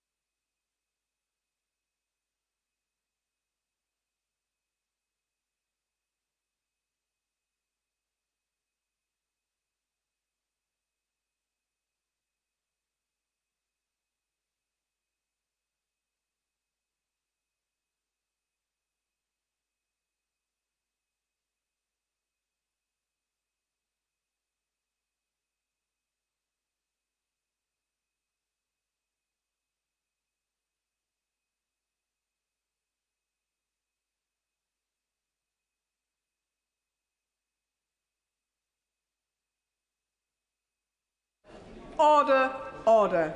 We now come to the statement. Secretary of State, Lisa Nandy. With permission, Madam Deputy Speaker, I will make a statement about the BBC. As the House will be aware, this weekend the Director General and the Chief Executive Officer of News tendered their resignations following concerns about accuracy and impartiality at the BBC. This has sparked intense debate across the media and our nation, and today I want to set out for the House what action is being taken to address the allegations that have been made, the actions this government is taking to support the BBC to address this, and the future of an institution that has been at the centre of our democratic and cultural life for over a century. The House will know that yesterday the chair of the BBC, Samir Shah, wrote to the Culture, Media and Sports Select Committee. He accepted there had been editorial failings and committed to a number of steps in response. Dr Shah believes that our national broadcaster, which remains one of the most trusted sources of news in our country, has a responsibility to uphold the highest standards. I agree. Over the past week, I've been in regular contact with him and his team to ensure that where these standards have not been met, firm, swift and transparent action follows. I welcome the steps that have already been set out, and I will keep the House updated as the BBC leadership grips these issues. The concerns that have been raised are serious in and of themselves, but some in this House have gone even further, suggesting that the BBC is institutionally biased. It should not be lost on us that the BBC has faced criticism from all sides for its coverage of highly contentious and contested issues, and accused of giving too much airtime to particular parties and for giving them too little. Those in this House attacking the BBC from left and right for not expressing views they agree with should consider just what is at stake. There is a fundamental difference between raising serious concerns over editorial failings and members of this House launching a sustained attack on the institution itself. Because the BBC is not just a broadcaster, it is a national institution that belongs to us all. Every day it tells the story of who we are, the people, places and communities that make up life across the UK. It projects British values, creativity and integrity to the world. It underpins our creative industries, has a footprint in our nations and regions that is unmatched by any other, and it is by far the most widely used and trusted source of news in the United Kingdom. At a time when the lines are being dangerously blurred between fact and opinion, news and polemic, the BBC stands apart. It is a light on the hill for people here and across the world. Trusted news and high-quality programming is essential to our democratic and cultural life. All of us in this House should value it, uphold it and fiercely defend it. The BBC is facing challenges, some of its own making, but it is doing so in the context of a revolution in the media landscape that has challenged all broadcasters and polarised and fragmented our national debate. It is time to grip this with a clarity of vision and purpose that secures the BBC's future. Throughout its history, Madam Deputy Speaker, the BBC has always adapted and evolved. This is an institution that began in the era of radio, when it was deemed an existential threat to the newspaper industry. It evolved into the age of mass audiences, ushered in by the invention of television, and it navigated the complexities of reporting during the Second World War. We will imminently begin the Charter Review, which will set the terms of the BBC for the next decade, and through it we will collectively write the next chapter of the BBC's story. Together we will ensure the BBC is sustainably funded, commands the public's trust, and continues to drive growth, good jobs, skills and creativity across every region and nation of the UK. In an era in which trust is fraying and truth is contested across our nation, it will ensure the BBC remains fiercely independent and is genuinely accountable to the public it serves. We will publish a Green Paper and launch a public consultation shortly, and I will set out more detail to the House in the coming weeks. I would like to thank the outgoing Director General for his service and his commitment to public service broadcasting over many years. And I'd like to thank the CEO of News for leading the BBC's news operation through stormy times. I do not underestimate the challenge of taking on these roles and the personal toll that they can take on the individuals who hold them. As we write the next chapter of an institution that has stood at the centre of British public life for a century, our overarching goal is simple: to ensure the BBC can renew its mission for the modern age and continue to inform, educate and entertain, not just for the coming decade, but well into the next century. I commend this statement to the House. Shadow Secretary of State. Thank you, Madam Deputy Speaker, and I thank the Right Honourable Lady for advance notice of her statement. The BBC is in a sorry mess, and sadly, one of its own making, that has resulted in the resignations of the Director General and the CEO of News. These recent leadership changes are a response to the growing number of examples of bias in the BBC, one of which has resulted in a potential $1 billion lawsuit. This is why the Leader of the Opposition has said the BBC needs to change and needs saving from itself. Otherwise, we may all pay the price in reputational damage and in our pockets as licence fee payers. We all want the BBC to succeed, to be the best possible version of itself, but that requires institutional change and far more than a few moves at the top. But let me first acknowledge, Madam Deputy Speaker, some of the many good things that the BBC does well in delivering on its principles to inform, educate and entertain, from Strictly and Traitors to world-class natural history programming, sport and local radio, and coverage of major national events, including, of course, the recent remembrance services and events. These are things we can all be proud of, that contribute positively to the BBC's brand and reputation at home and abroad. But the BBC also has a charter obligation for impartiality, and too many examples have come to light exposing bias at the BBC, particularly as it relates to the news and current affairs output. Examples that have often strayed far away from the BBC's own editorial guidelines. The coverage of trans rights, selective push notifications of news, the Gaza documentary, the output of the Arabic News Service, reliance on stats provided by Hamas, all speak to bias at the BBC. And at a time when anti-Semitism is rising around the world, the BBC should surely think twice about distributing questionable data from a terrorist organisation bent on the destruction of Israel. We expect better from our national broadcaster. And I'm glad that the BBC chair has admitted an error of judgment relating to the Panorama programme on Donald Trump, which involved editing of his speech to give the impression that he said something that he did not say. The BBC now faces a hefty lawsuit, and we do not want to see the taxpayer, the licence fee payer, or the rest of the BBC suffer because of the poor judgment of Panorama programme makers who seem unable to distinguish opinion from impartial journalism, who clearly all thought the same. And that's precisely the problem. It's remarkable that in every area of their operations, the BBC seeks inclusivity and diversity other than in thought, other than in political thinking. Does the Minister agree that that must change, that the BBC's culture needs to change? And does the Minister agree that the BBC must provide a fulsome apology to the US President and hopefully avoid legal action? And does she agree that the BBC would do well to apologise to the British public too? Does she also agree we need a root and branch review of the BBC's adherence to impartiality, particularly as it relates to news and current affairs, and that we need more than apologies and resignations at the top, but clear actions on complaints processing, on governance, on oversight and on compliance to ensure that the BBC sticks to its charter obligations on impartiality and that it rigidly and consistently abides by its own editorial guidelines. The Minister did mention the next steps in the BBC Charter review, but we would appreciate more details on timelines as soon as possible.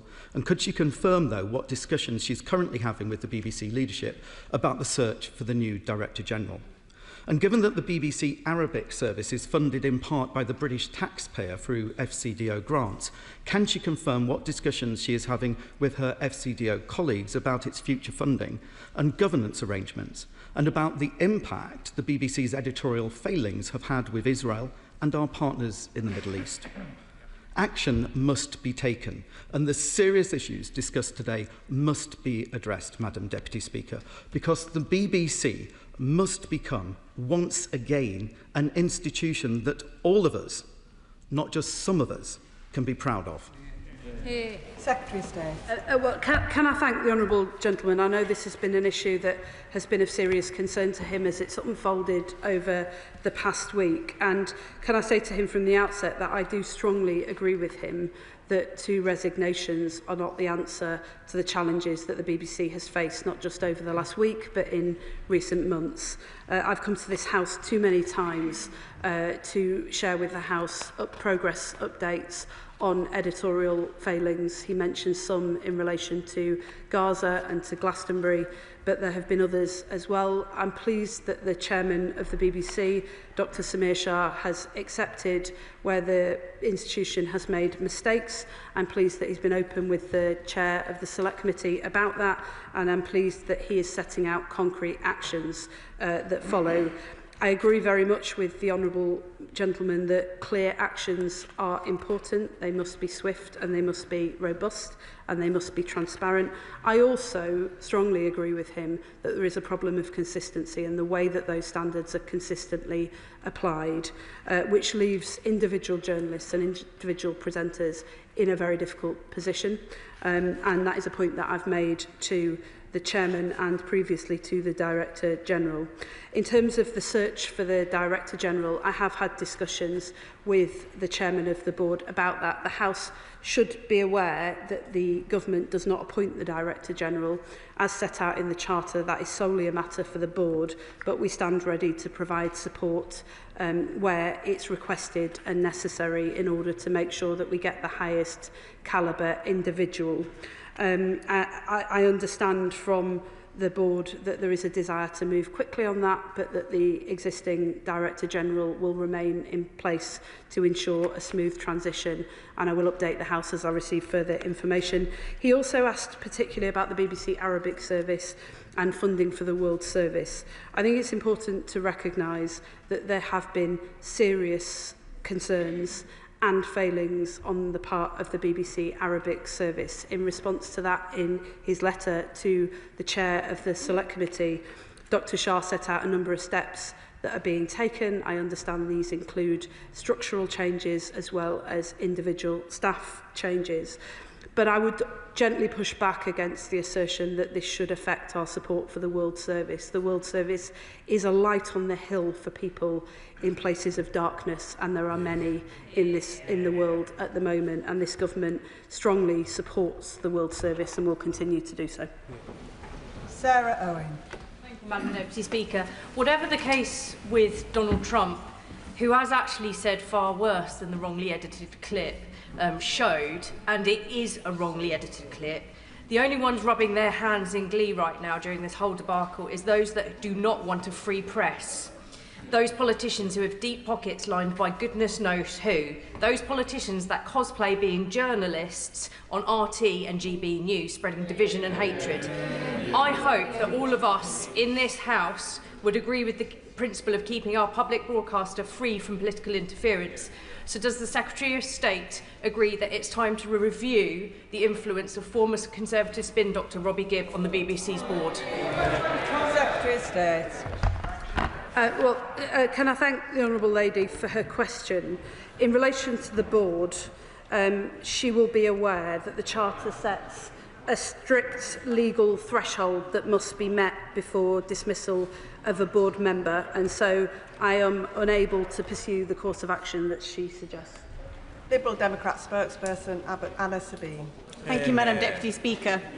The Liberal Democrats have always pushed the BBC to be better, delivering genuinely balanced reporting, rigorous investigation and the best journalism in the world. We believe in a strong, independent, publicly funded BBC that values factuality, scrutiny and accountability in our democracy.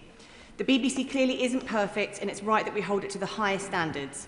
The Panorama editing error was a serious mistake, and we welcome the BBC's apology. The resignations of Tim Davie and Deborah Turness must be an opportunity for the BBC to turn a new leaf, to rebuild trust and return to its core mission to inform, educate and entertain. However, it is obvious to everyone that this issue is being weaponised by those who want to undermine the BBC and who would profit from its demise. Without the BBC, we are more vulnerable to the dangerous misinformation and conspiracy theories that populists like the member for Clacton and Donald Trump trade on, and we cannot let that happen. So as the government navigates Trump's latest tantrum, threatening to sue the BBC for $1 billion, can I ask the Secretary of State, what is she doing to stand up for the BBC, Britain's BBC, which is the most trusted source of information in the world? And speaking of interference by bad actors, serious concerns remain over the conduct of Sir Robbie Gibb during his tenure on the BBC board. We need to have absolute confidence that the BBC can operate free from political influence, factional interest or personal agendas. So if the Secretary of State truly believes in an independent BBC, will she now also sack Robbie Gibb, end the political grip on the BBC board and listen to Liberal Democrat calls to guarantee that the appointment of the next Director General is transparent, impartial and worthy of the trust that British public places in the BBC? Thank the honourable lady. It's difficult to hear her over the noise, but she asked if we will stand up for the BBC. I think she's heard my words to the House today. The BBC is one of the most important institutions in the country. It stood at the centre of our democratic and cultural life for over a century. And how will we stand up for the BBC? By putting it on a firm footing through the charter process that we're about to start. She will have heard, in relation to her concerns about board members, she will have heard that the answer that I gave to my honourable friend. Rupert Hooke. Thank you, Madam Deputy Speaker. Can I thank my right honourable friend for her leadership on this and wholeheartedly welcome her words that political figures shouldn't be presenters of the news. Surely this should also apply to arbiters of news standards. I wonder if in the reforms we could look at the 4-person editorial standards committee, now that 2 of them have gone in the resignations, leaving the most senior one, someone who's owned a newspaper in this time, breaching the IPC guidelines, the ex-Conservative Director of Communications, Robbie Gibb. She mentions the editorial standards committee, the ESGC, which has been the source of much debate and scrutiny over recent days. I have discussed this directly with the chair of the BBC. I understand that changes are planned to that committee, and I very much welcome that decision. Chair of the Select Committee, Dame Caroline Guiney. Thank you very much, Madam Deputy Chair. Thank you to the Secretary of State for her statement, and I'd like to echo her words about the Director General and the Head of News. She'll know that the airwaves over the last couple of days have been dominated by a number of debates around the BBC, the concern about bias, particularly in some of the most contentious issues, the ability of the board to effectively govern, but most of all around editorial standards and accuracy. And it's this last point which has led the Culture, Media and Sports Select Committee, which I chair, to issue invitations today for non-executive members of BBC Editorial Guidance and Standards Committee, Dr Samir Shah, Caroline Thompson and Robbie Gibb, and the former external independent advisors, Michael Prescott and Caroline Daniels, to appear before us in the weeks ahead.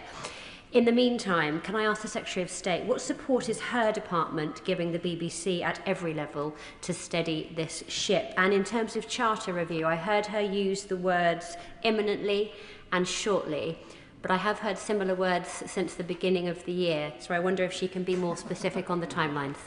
Thank you. Can I first of all welcome the action that her Select Committee is taking, that she's announced to the House today. I think in order to maintain confidence in the BBC, it's absolutely essential that the BBC is transparent about the actions that they've taken and the actions they intend to take. And it is very welcome that she is ensuring that the fullest explanation is given, not just to this House, but to the public as well. In terms of the timing of the Charter review, she will have heard what I said to her committee when I appeared before them recently, that we will start that Charter review process before the end of the year. And I will, of course, return to this House as soon as those timings are finalised in order to put that before the House and give members the chance to debate that. She also asked what action we as a government are taking to support the board through what is clearly a tumultuous time. I've been working very closely with the chairman of the BBC in recent days. I've spoken to him daily and the Director General as well. And we have been clear as a government that we stand ready to provide all of the support that the board needs in order to appoint the highest calibre person to that post of Director General and to consider what changes they might want to make to senior leadership structures and roles as a result of the deliberations that they've had. Of course, the BBC is independent of government. It's essential that they're given the space to be able to get on with this process. But we have been working very closely with the BBC chairman at his request in order to make sure that the BBC can continue to thrive.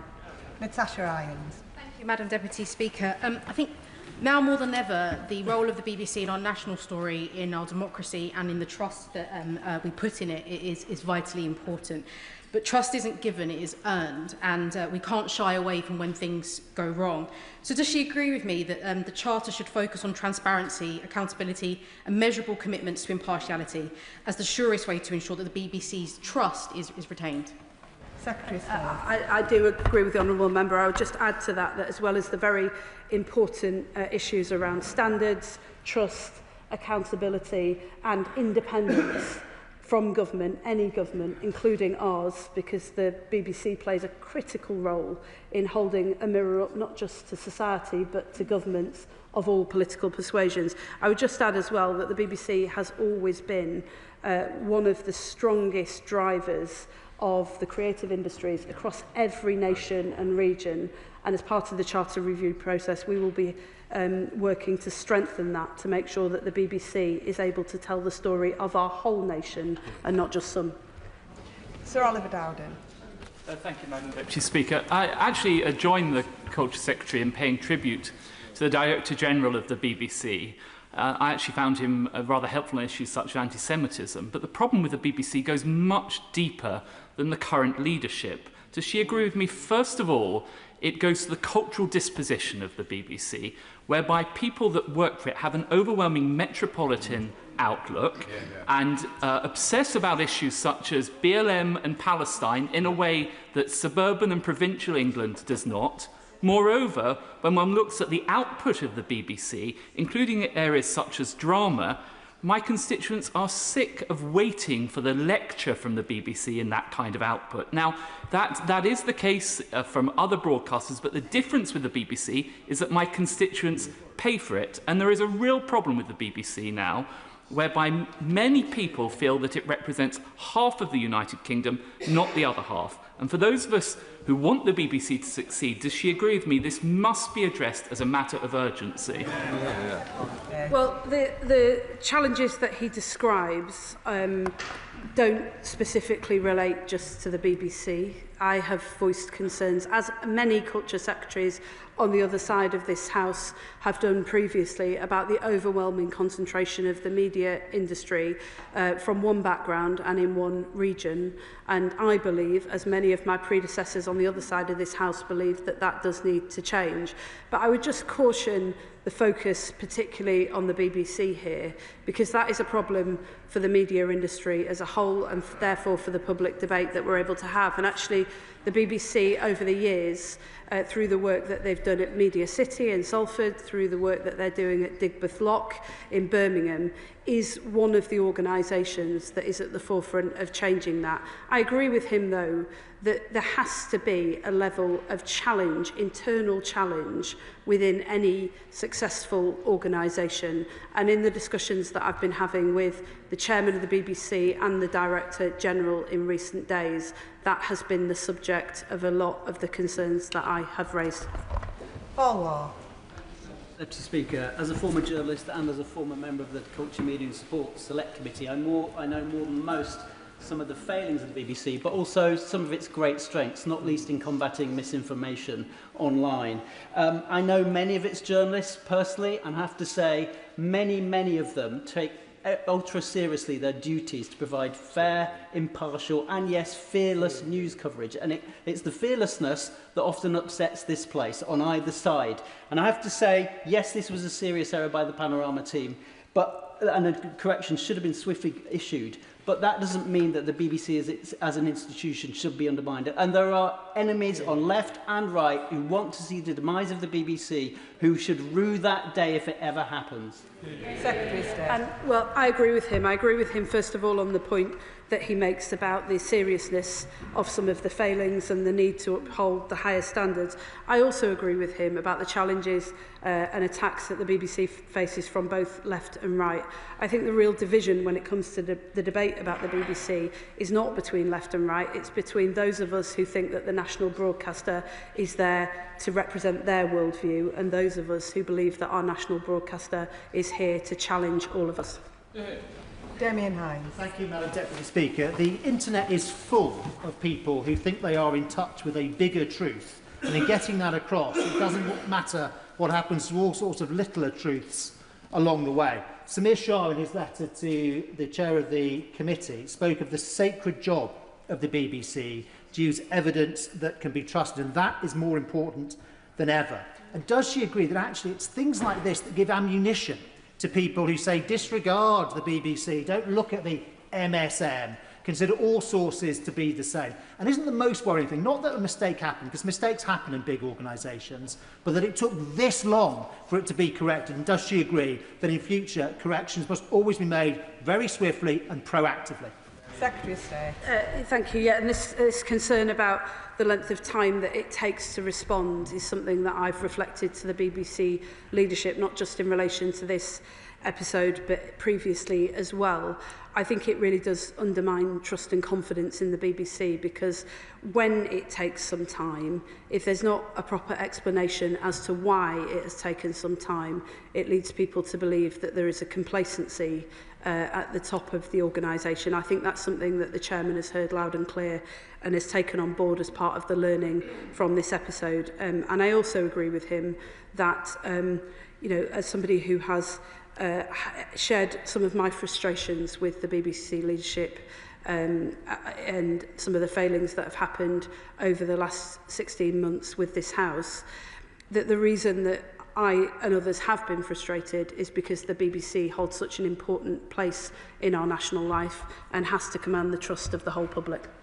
Stella Creasy. Thank you, Madam Deputy Speaker. I think we can all hear the frustration of the Secretary of State that we're in this position. She's absolutely right. There must be a period of introspection at the BBC as to how this has come to pass, because it is true that trust in our national institutions is declining. I must take issue, though, with something that she said, because she said this is a national institution that belongs to us all.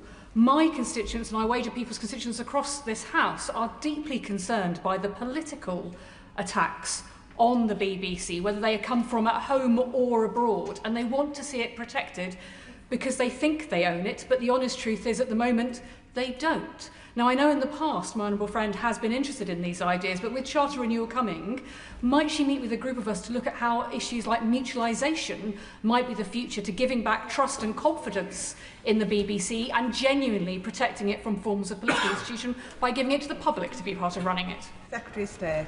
Thank you. I mean, I stand absolutely by the assertion that the BBC belongs to us all. It's funded by the licence fee payer, but more than that, it is one of the few shared spaces and places that we have in this country. I was reflecting on this on Remembrance Sunday as I stood at the cenotaph, and before that, when we did the VE commemorations earlier this year, that there are very few broadcasters in this country who could provide those moments when the entire country stops and comes together through a shared experience. And I would, of course, be delighted to meet with my honourable friend to discuss some of the suggestions that she makes. Sir John Whittingdale. Thank you, Madam Deputy Speaker. The BBC has said that the editing of the Panorama programme gave the impression of a direct call for violent action, something that they then described as an error of judgment, which seems an extraordinary understatement. Does the Secretary of State share my concern that this was considered by the Editorial Guidelines and Standards Committee in May, but nothing was done. And should not, as a first step, the Editorial Guidelines and Standards Committee be made far tougher and fully independent? And will she consider this and other measures as part of the Charter review that she is undertaking as a way of strengthening the impartiality requirement that was inserted in the last Charter review?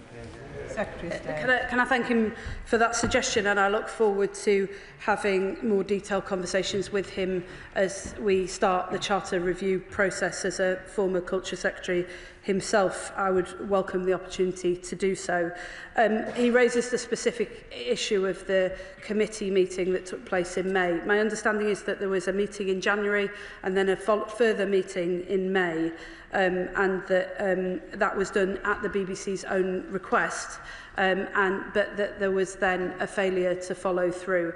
I don't want to speak for the BBC. It's not the role of me to answer questions on behalf of the BBC about how they took those decisions, but I note with interest that the Select Committee will be calling members of that committee to appear before them, and I'm sure that will be one of the things that they will be seeking to probe.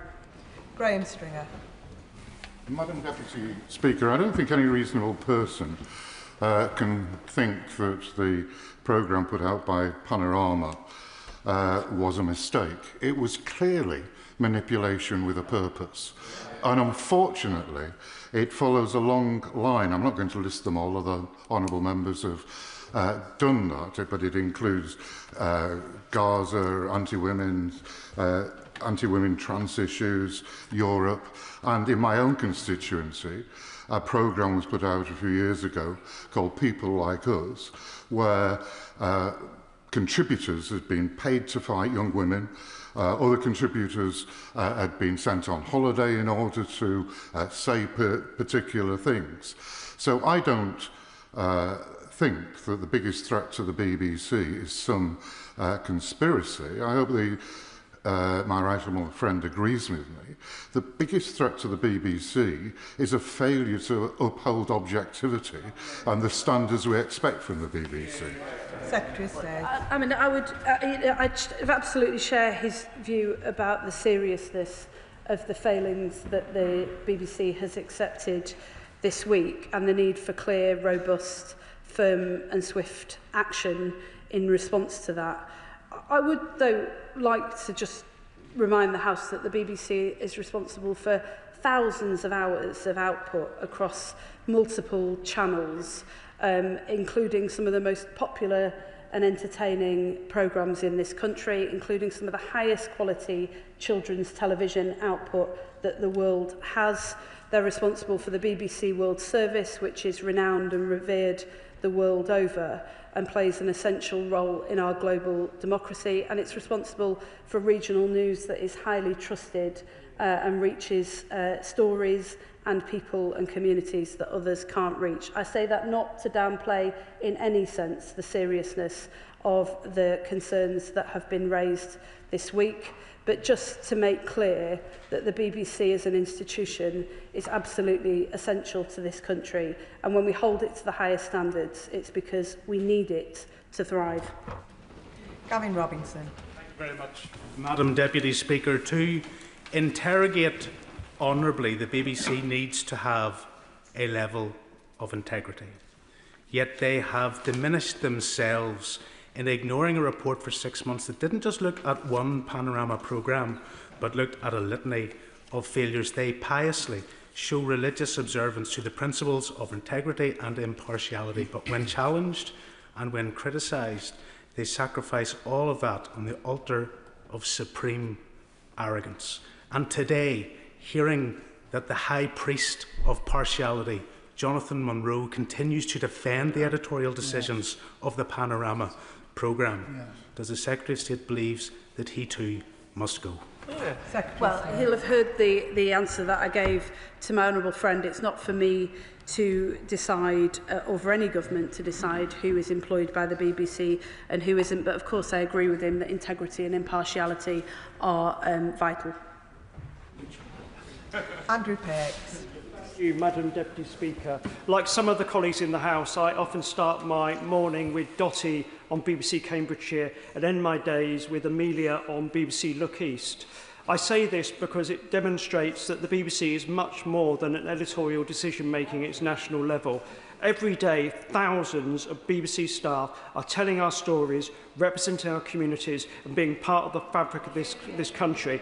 As a former BEC2 official, I've spoken with many BBC staff at NUJ and BEC2 members over recent days who are horrified by some of the coverage that's happening around this. They want accountability and they want the BBC to restore its trust, but they also want a message that their work is valued and that they are part of the future of a BBC and the future of public service broadcasting. Would my right honourable member agree with me? It's the talent that makes the BBC an institution, and that talent needs to be nurtured as well as dealing with its leadership. Can I thank him, not just for the point that he makes, but the really compelling way in which he makes it. Like him, I have been astonished by the calibre of BBC staff, whether it's the back office staff that so often don't get the credit, the journalists who work tirelessly in communities up and down the country to tell stories that would otherwise not be heard, or whether it's the young apprentices who start out with the most incredible opportunities and go on to have amazing careers because of the institution that is the BBC and the work that is done to support them. I know this has had an impact on many BBC journalists. I do want them to hear directly from this government how much we value, treasure and support them. I do also want to say to the House that in all of the conversations I've had with major investors who come to this country to invest in film and TV production here, the BBC is for all of them, without exception, a major draw because of the work that it does in skilling up a generation of talent and providing the institutions and facilities that they need in order to come here. Sir Julian Smith. I welcome the tone of the statement, but it's not just editorial challenges for the BBC. There's been a total lack of deftness on dealing with talent-related issues and other scandals over the past few years. Also governance. We've got BBC Studios, a commercial organisation with separate whistleblowing schemes, whilst hiding behind the BBC brand. Would you reflect on the broader skills needed to make the changes necessary so the BBC can maximise the huge global opportunities, both in news and in productions? He's absolutely right to raise the issue of the handling, lack of deftness, and also, I would add, lack of urgency in relation to some of these issues that have arisen over the past couple of years. I would say to him, let this be the moment that this changes. That is the tone and nature of the conversations that I've been having with the senior leadership of the BBC. And I would also echo the points that he makes about the skill sets that are required in order to make sure that the BBC can get onto a firm footing as we begin this next chapter. Sonia Antoniazzi. Madam Deputy Speaker, I'm no BBC basher. I want to protect it. I've written to the Secretary of State this morning, along with a number of cross-party MPs, asking if she will ask the BBC Board exactly why it delayed issuing an appropriate apology over the Panorama Trump edit, because this delay, as we know, inflicted further damage on the BBC, our country's most trusted news source. And I agree with Hannah Barnes that she said in an article yesterday in the New Statesman that the corporation must turn this crisis into an opportunity. So will she also seek clarity from the former Director General Tim Davie about the worrying words in his resignation letter that the BBC needs to be championed and not weaponised? Can I thank the Honourable Lady for the letter that I received earlier today? I have discussed this particular issue with the BBC about the delay in issuing an apology. I've been given a full account by the chairman of the board. It's not for me to answer on behalf of the BBC, but she will have heard that the Select Committee intends to call members of that committee, and I'm sure this will be a question that they'll raise with them. Pete Wishart. Madam Deputy Speaker. Debates about partiality, of course, is something that we in Scotland are more than familiar with, particularly if you're on the 50% side of Scottish independence. But these sustained attacks on the BBC by forces that seek to undermine and mould it into their instrument must be resisted. And surely this could be assisted by the sacking of Robbie Gibb. But will she assure me that any changes in leadership, BBC Scotland's editorial independence will be maintained and it will continue to serve us according to our national debate and our political culture. Well, he'll have heard the comments that I made about the legal threshold that must be met for any changes in leadership. The government appoints the chair of the BBC. We don't appoint individual staff members, and the board member that he mentioned was appointed by the last Conservative government, and his term was renewed just weeks before the general election. So I'm unable to take the action that he requests. But in terms of, he mentions nations and regions, which are very close to my heart as well. Through the Charter review process, we will be seeking to ensure that the nations and regions of the BBC are able to drive the direction of the organisation, and that people in every part of the UK will be able to see a fair share of content that reflects their lives, their communities and their contribution. Daniel Zeitler. I spent time yesterday with journalists at BBC Radio Cambridgeshire, admiring their dedication and professionalism, which stands in marked contrast to this shabby debacle that sullies a great institution's reputation. But isn't part of the problem the fragmentation of what should be a public service? And frankly, this failure is symptomatic of the long-term fragmentation of so many of our public services, which have been a consequence of the party opposite. Well, as I said to the House just a moment ago, the Charter review marks the start of the next chapter of the BBC and its long and proud history, and that will be the moment when we will be able to come together as a whole House and as a whole country to agree the future of the BBC. Spirit Hophouse. Thank you, Madam Deputy Speaker. There are certainly many questions, particularly to those who deliberately set out to destroy the BBC. But I want to ask her this particular question in the absence of not being able to remove certain members from the board. Can she not make a commitment that all future appointments should be conducted through a transparent process rather than being political appointments? Well, the House was asked to approve the terms of the last Charter, and similarly the House will be asked to approve the terms of the next Charter, which will set out how the BBC will operate for the next decade. It will certainly look at issues around appointments and transparency and structures as well. That will be her opportunity to get involved. Pamela Nash. Thank you, Madam Deputy Speaker. Many have expressed their annoyance at the BBC in recent days for being too woke or too Tory or too liberal, or in my case for allowing the Honourable Member for Clacton to appear on the Question Time panel more often than he's appeared in his own constituency. But isn't the fact, Madam Deputy Speaker, that the BBC has been attacked by every side evidence that the BBC continues to make every effort to maintain balance in a world of increasingly polarised and divisive media? She makes the important point that although none of us should seek to downplay the seriousness of the failings which the BBC has admitted, accepted, apologised for, and now must show tangible action in order to address, the BBC is and remains the most trusted source of news in this country, and one of the most trusted sources of news all over the world, and we lose it at its peril, at our peril. Rebecca Paul. Thank you, Madam Deputy Speaker. Like many here, I want to see the BBC rebuild public trust and return to its core mission. But it must be recognised that as a result of its pro-gender ideology bias, they failed to adequately report on issues such as the use of puberty blockers and cross-sex hormones in children, the placing of violent men in women's prisons, and the loss of women's medals in sport to biological males. And on top of all that, they've attributed the crimes of violent men to women. Calling a male sex offender she can never be responsible, impartial journalism.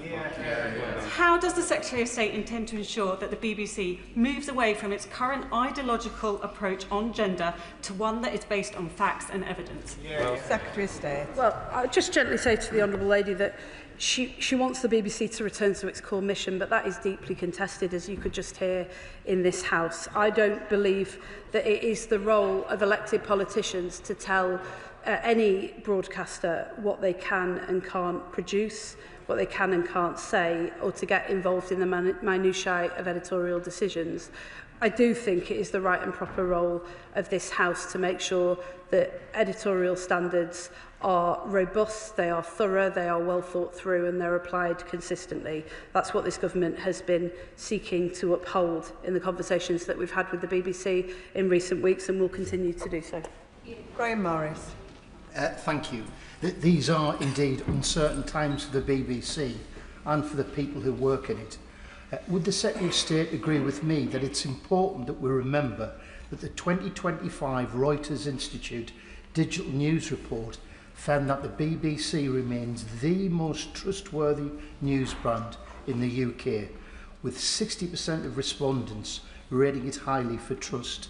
And would the Secretary of State also agree that the BBC must respond to criticism in a considered and proportionate manner, carrying out investigations with regard to due process, and should not be subject to political interference, nor for that matter interference from commercial competitors? He's absolutely right to raise the point about trust. The BBC is one of the most trusted institutions, not just in our country but in the world. We seek to ensure that they uphold the highest standards because that is of such value and importance to all of us in the United Kingdom. And can I thank him for his words? Ben Lake. I was very pleased to hear the Secretary of State confirm that the nations and regions will form a very important part of the BBC Charter Review. And to that end, she will know, of course, that over 90% of S4C's funding is derived from the BBC licence fee. So can I ask her that in the process of the BBC Charter Review, the financial stability of S4C will be... and I look forward to working with him as we start the Charter Review process to make sure that that continues. Matt Rodder. Thank you, Madam Deputy Speaker. Madam Deputy Speaker, staff at the former BBC monitoring station in Caversham in my constituency played a vital role over many years monitoring broadcasts from around the world, and indeed they broke a number of important news stories over the years, including the Iranian Revolution, only possible because of the public service model and the dedication of the staff and their skills. Could I, whilst I welcome the Secretary of State's statement today, could I ask her to say a few words of thanks to the staff of the BBC for their continued work and its vital role as a public institution? Yes, you'll have heard the comments that I made earlier in response to my honourable friend. I want to commend those many BBC staff, particularly those who put themselves in danger in order to report fearlessly from parts of the world where that is not possible. Recently, I came to this dispatch box to pay tribute to all of those journalists operating in Gaza in particular, where the loss of life has been without precedent. We owe them a great debt of thanks, and I'd like to place that on record today. Sir Roger Gale. Thank you, Madam Deputy Speaker. It's a very long time since I was taught to edit tape with a Chinograph pencil and a razor blade. But the fundamental principle remains the same. You don't change the sense of what somebody has said, ever. Those who have read the transcript of Trump's speech and then compared it with the Panorama edit know full well that that programme was a travesty of journalism and deeply dishonest. And it also represented a desperate lack of editorial control. But, Madam Deputy Speaker, I part company now with some of my colleagues. I believe, and I still believe, that the overwhelming majority of the journalists employed by the BBC, and for the record, those employed by independent television and Sky News, work fearlessly, faithfully, and honestly to deliver the truth. And where those are working overseas, as has been said, with great courage also. And I hope the Secretary of State, therefore, will resist, with all her power, the calls of those on both sides of this House and outside it, who would seek to destroy what is one of the jewels in our national crown. Secretary of State. I'm happy to give him that assurance. Joe Morris. Thank you, Madam Deputy Speaker, and can I echo solidarity with BBC journalists that's been expressed across the House. Can the Secretary of State assure myself and other members that measures will be taken in the forthcoming Charter Review to ensure that all political appointments to the BBC board are made with full public scrutiny and that such appointees will not be involved in any editorial capacity in the future in order to protect the integrity, credibility and independence of the most important bastion of public service broadcasting in Britain and beyond. Can I thank the honourable member for his words, and can I also thank members across this House for the tone of this debate. I know that the failings of the BBC editorial process in recent days are something that all members feel very strongly about, but it is a credit to this House that we can have a sensible and measured debate about the actions that are needed to address it. Sian Berry. Thank you, Madam Deputy Speaker. The BBC employs thousands of tremendous journalists working with diligent truth-seeking and impartiality. It's not perfect, but we must defend this national asset, and we cannot be left to the wolves of the kind of channels Trump prefers, which have propaganda values, not ethics and integrity. So will the Secretary of State protect our BBC from all further political interference, listen to the cross-party voices here and put an end to all political appointments and remove those already in place, like Robbie Gibb, if not immediately, then in that process? She'll have heard my comments to other honourable members about the appointments process, and the Charter Review offers this whole House the opportunity to look again at how those appointments are made and which roles exist. In relation to the points that she makes about the BBC and the environment in which it's operating, this is something that we as a government are particularly concerned about. The blurring of news and fact with opinion and polemic, and therefore the inability of viewers to turn on their TV screens and understand what it is that they're watching. I've raised with the Select Committee previously my concerns about politicians presenting news on programmes that are not necessarily deemed news programmes. As politicians, we are required to have an opinion and a point of view. That is very different from presenting impartial facts, and it's something that this government is looking to address. Alex Mayer. Thank you, Madam Deputy Speaker. The BBC is unique and special and ours. And yes, it's absolutely a part of the national conversation. But importantly, it's also a part of the regional and local conversation. I have fantastic local journalists in my patch on 3 Counties Radio and on Look East. And what's special is that if you have a local story that a local journalist has gone out to find, it can so quickly get onto the national stage because of our BBC. Would the Secretary of State assure me that in the forthcoming Charter Review, she will take very seriously the issue of local news coverage to make sure that that is protected and enhanced? Secretary of State. I'm happy to give that assurance. We're looking both at the charter process and how we can help to support and defend local news through the work that the BBC does, but also she will know that this government is developing a local news strategy to help our local newspapers to be able to survive and thrive in an era in which they face significant pressure. And she's absolutely right to say that this is not just about reflecting the whole nation, although that is an essential role that local news plays. It's also often the training ground for some of our most talented journalists who would otherwise not get those opportunities, and so we're determined to strengthen and protect it. Sir Julian Lewis. I would fight in the last ditch to prevent the BBC ceasing to be a public service broadcaster and to prevent it being broken up. Any large organisation can have bad actors who behave unethically, and that has happened on this occasion.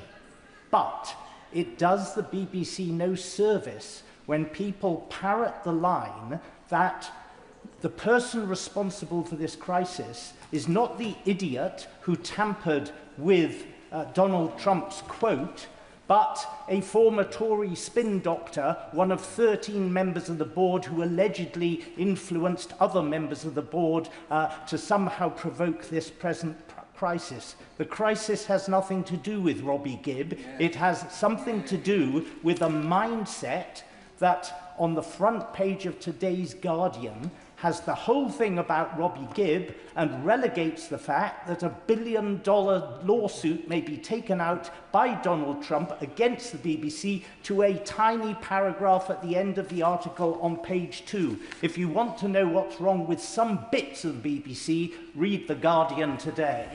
Secretary of State. I'm not, Madam Deputy, I'm not entirely sure how to respond to that, but I think the honourable member's views are now on the record. Chris Kane. Madam Deputy Speaker, we've heard an awful lot today about the professionalism of the journalists at the BBC, and I wholeheartedly agree with that. but there's less of them now than there was last year. And we hear that the BBC is in the fight of its life across a whole number of fronts. Well, when you're in a fight across multiple fronts, it seems odd to send some of your best fighters home, but that's what's happening to our journalists, where there are less of them in our newsrooms. Does she agree with me that journalism delivered free from fear or favour costs money? And it costs a lot of money to do it really, really well. So delivering that has to be at the centre of gravity for the BBC now and in the future. And how we protect journalism and resource it properly has to be at the heart of the Charter Review. Secretary of State. Yes, I agree with him. And can I assure him that that is very much central to the Charter Review process that we are about to begin? He's right to say that fearless and robust journalism costs money.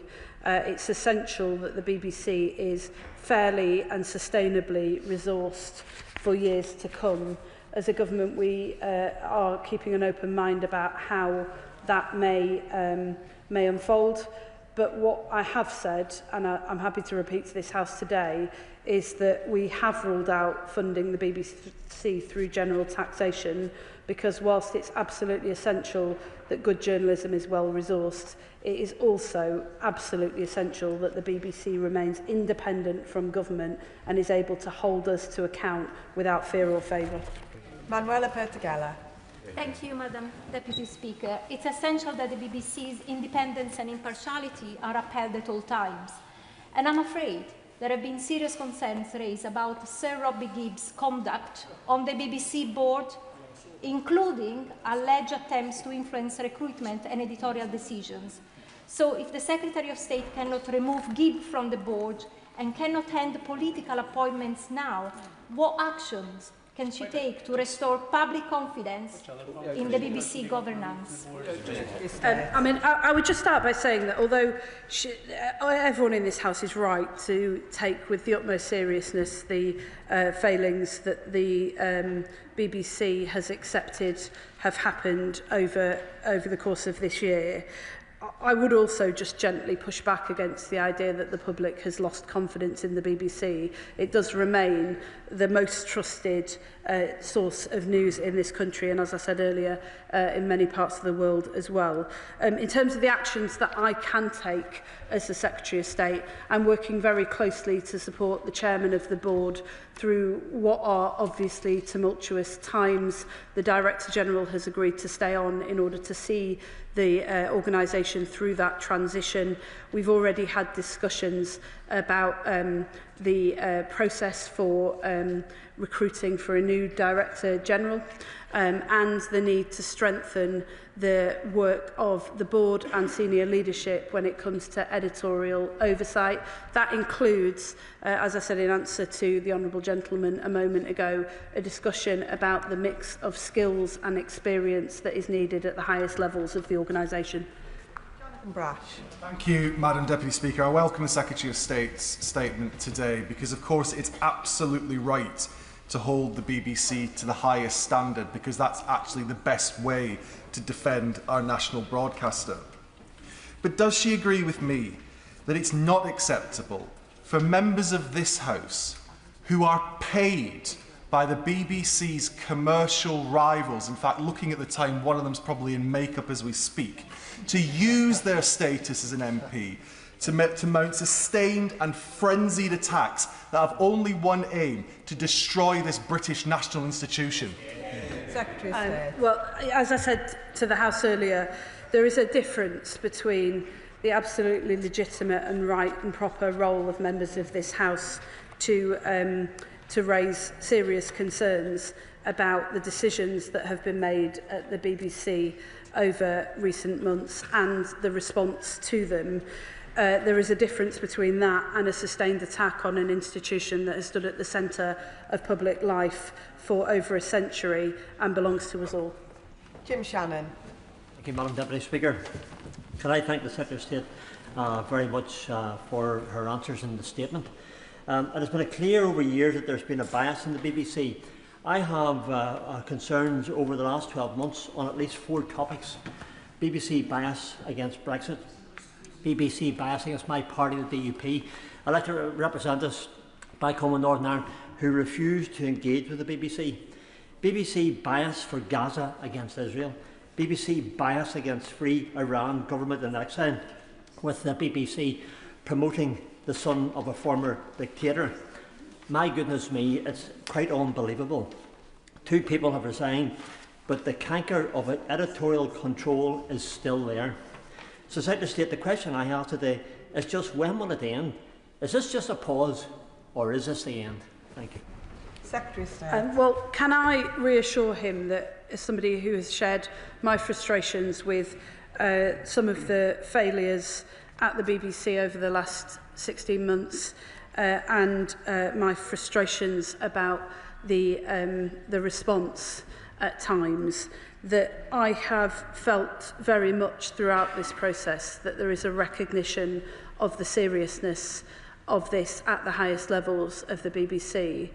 And in the conversations that I've had with senior leadership in the institution, there is also a discussion and a consideration of what wider changes need to be made in order to maintain and uphold the highest standards going forwards.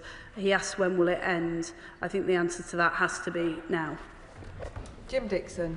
Thank you, Madam Deputy Speaker, and can I welcome the statement from the Secretary of State, particularly her strong support for the BBC as an institution that belongs to us all. Does she agree with me that, as she noted, with the BBC regularly rated worldwide as one of the most trusted news sources globally, that a strong BBC not only acts as a bulwark locally and in this country against misinformation, but also across other parts of the world, critical parts of the world, where there are very few other trusted news sources, and that in delivering services to those parts of the world, those services must be properly funded as well.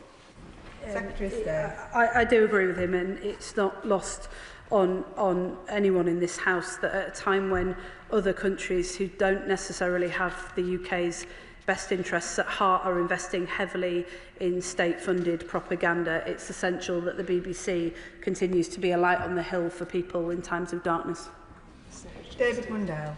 I've long been a champion of the BBC as a UK national institution, but at the last Charter review I did raise my concerns about the prevalence of a metropolitan elite at the heart of the BBC, not just at UK level but in Scotland, who don't always convey that they understand or indeed respect rural or older constituents like my own. So will the Secretary of State confirm that an outcome of this Charter review will be that, in order to preserve the BBC as a national institution, it will convey that understanding of people right across the UK, wherever they live? I can and I will, and I do share his view that the story of the whole nation has to be told, and the best way to ensure that it is told is to ensure that all of us are involved in telling it, not just some.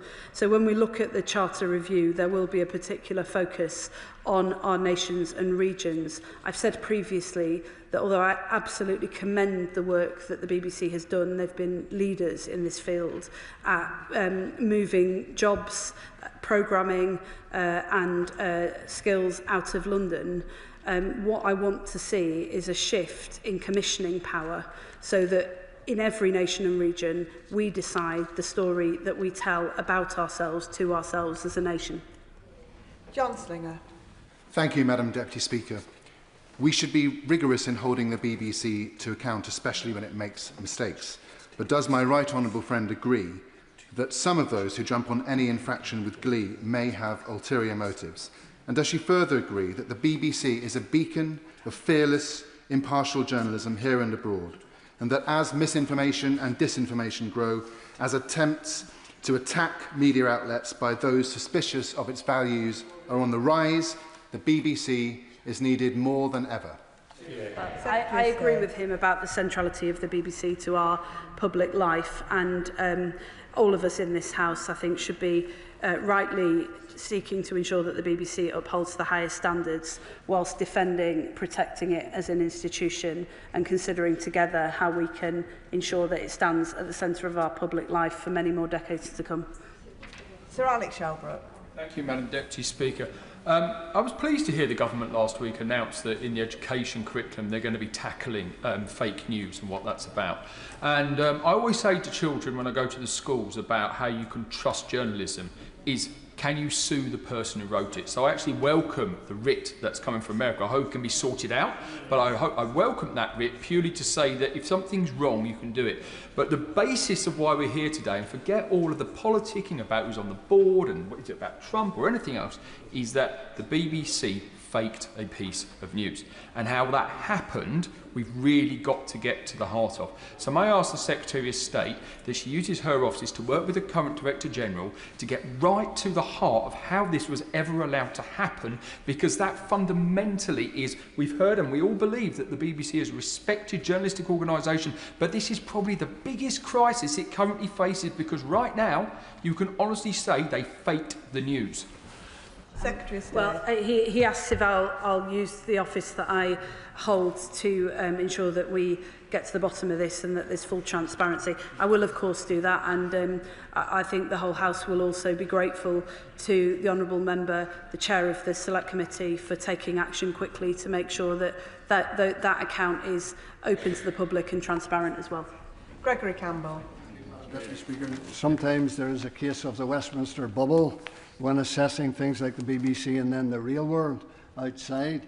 Some of us in Northern Ireland have been pressing the BBC for many, many years to be more transparent, to be more independent, to be more impartial.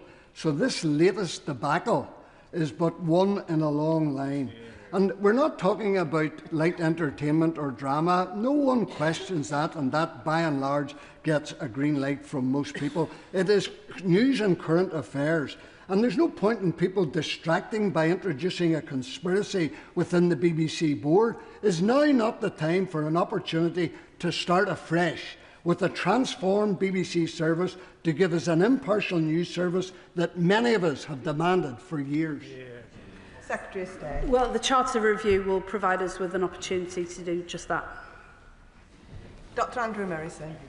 Speaker, why does the Minister think that the national leadership of the BBC has spent hundreds of thousands of pounds of licence fee payers' money resisting attempts to get the publication of the Biden report in 2004?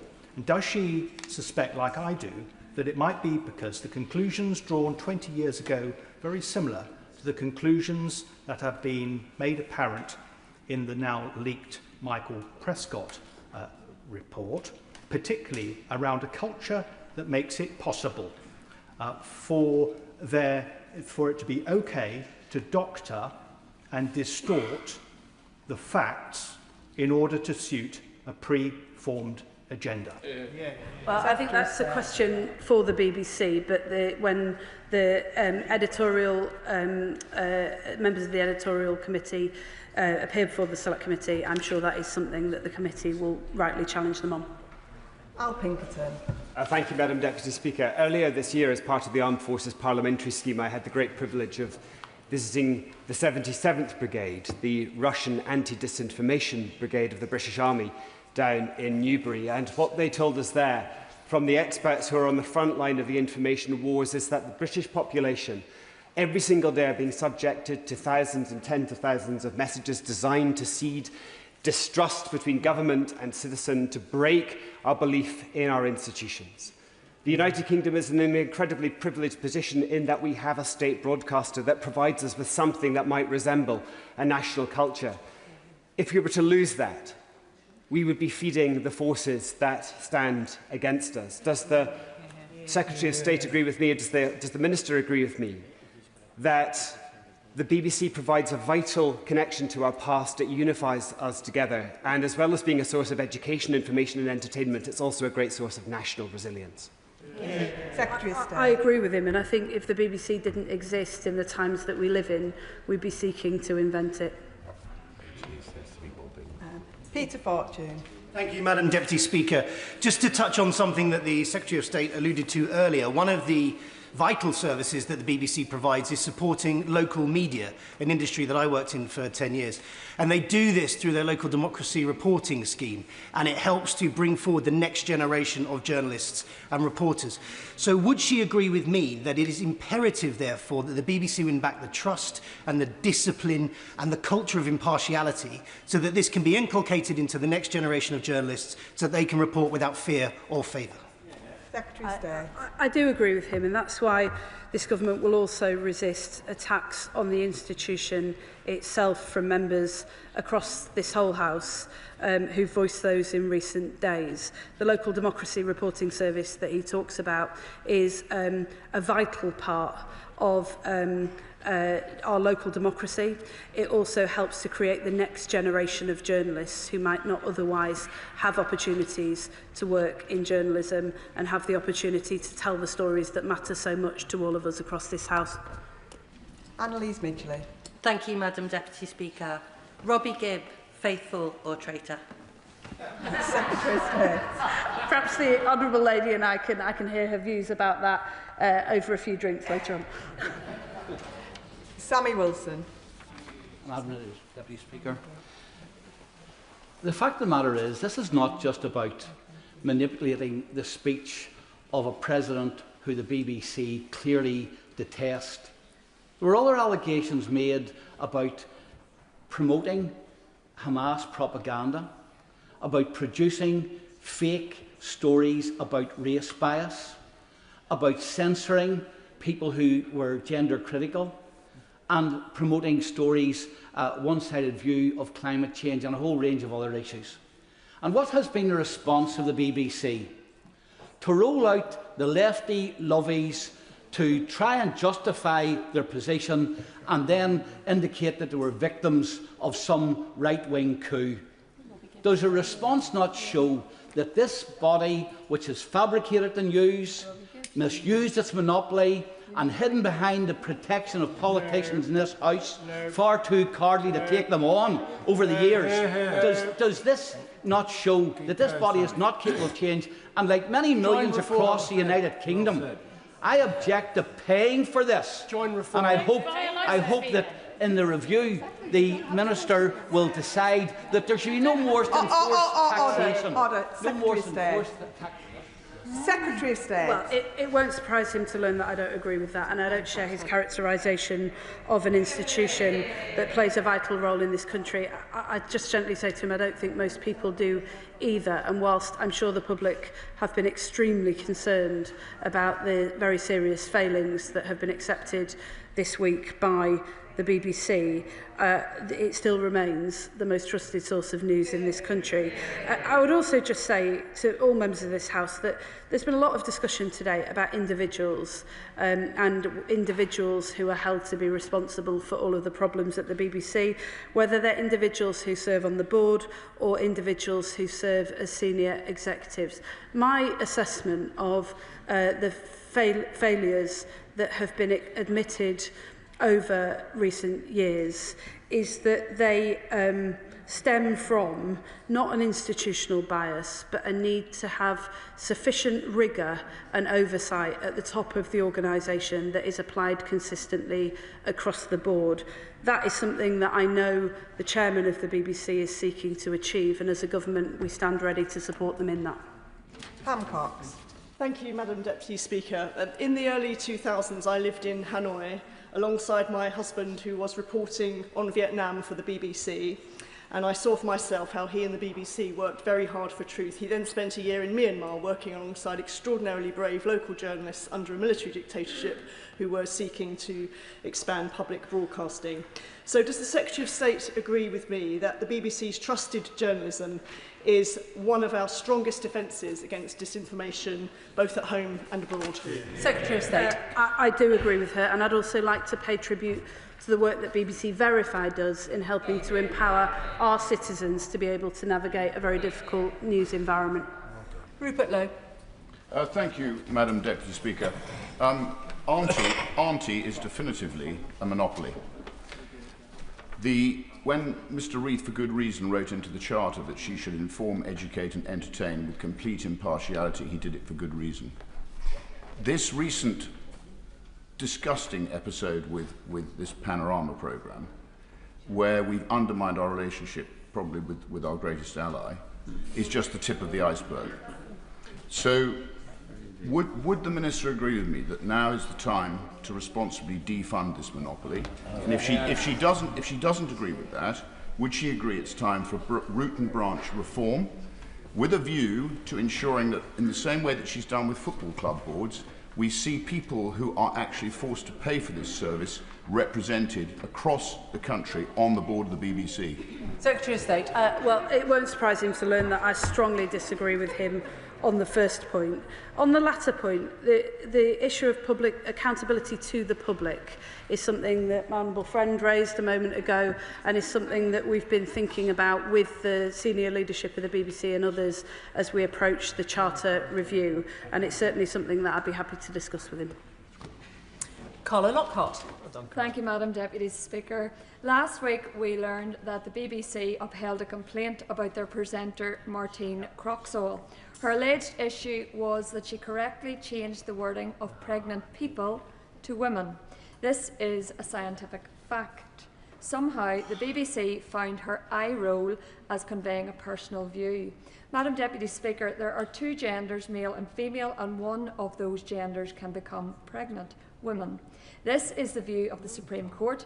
Would the Secretary of State therefore ensure that the BBC leadership abide by the court ruling, and would she agree that their lefty, woke agenda is certainly not in step with the majority of right-thinking people who want common sense at the core of broadcasting? Secretary of State. I don't agree with her characterisation of the BBC, and it is not, I'm sure most members would agree with me, that it is not for the Secretary of State to start writing editorial guidelines for the BBC on the floor of the House of Commons.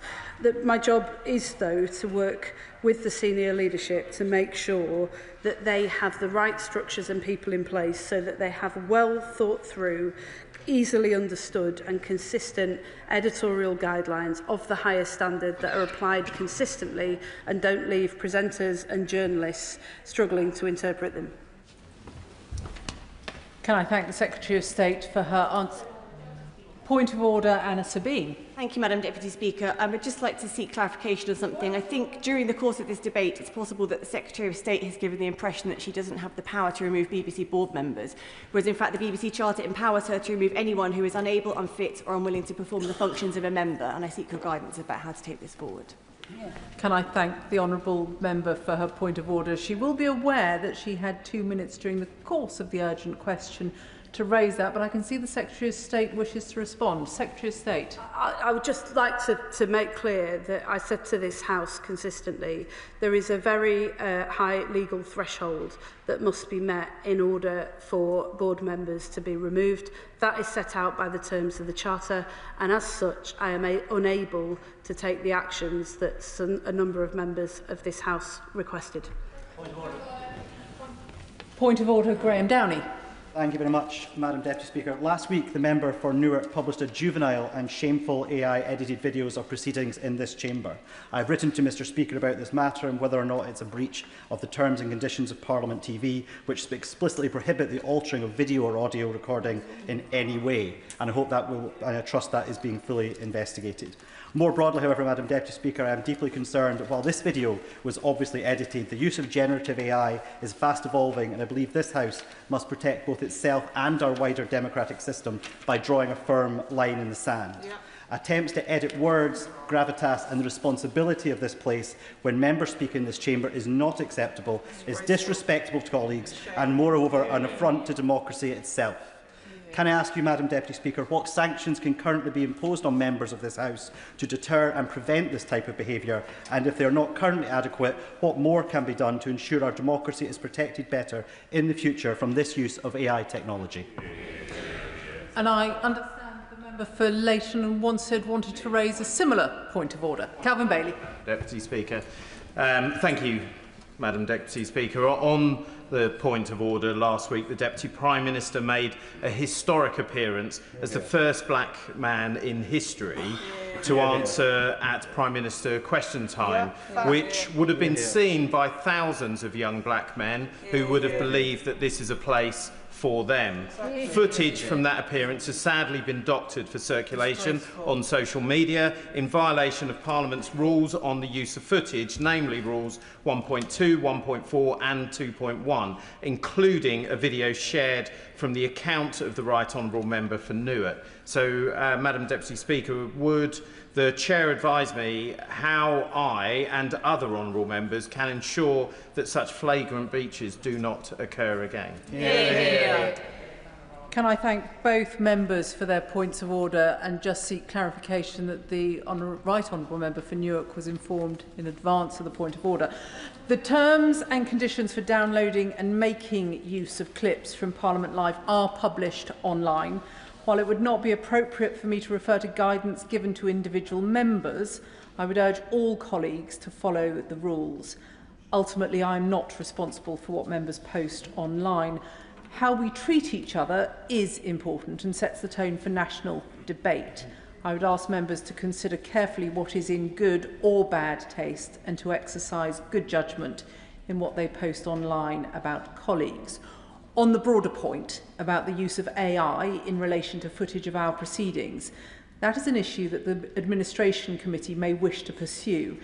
In particular, the House might benefit from considering whether the current licence, rules and enforcement mechanisms are appropriate. Point of order, Helen Maguire. On a point of order, Madam Deputy Speaker, during my earlier remarks, I inadvertently stated that the Government had pledged £1.2 million towards the Strategic Health Alliance and UK-Ukraine trauma recovery. In fact, that sum has not yet been pledged. It is the amount that is sought and would make a real difference if provided. I apologise for any confusion caused, and while I have your permission, may I take this opportunity to once again urge the Government to consider making that commitment. Can I thank the Honourable Lady for notice of her point of order and to note that she has put her correction on the record. Before we come to the 10-minute rule motion, I should inform the House that the Nathan Gill bribery case is still technically sub judice until sentencing on the 21st of November. However, given that the accused has pleaded guilty to the charges and the continuing interest from members on this case in the context of Russian interference with British politics, Mr. Speaker has granted a limited waiver to allow discussion of the case during today's proceedings. Members should avoid making reference to sentencing issues. 10-minute rule motion, Callum Miller.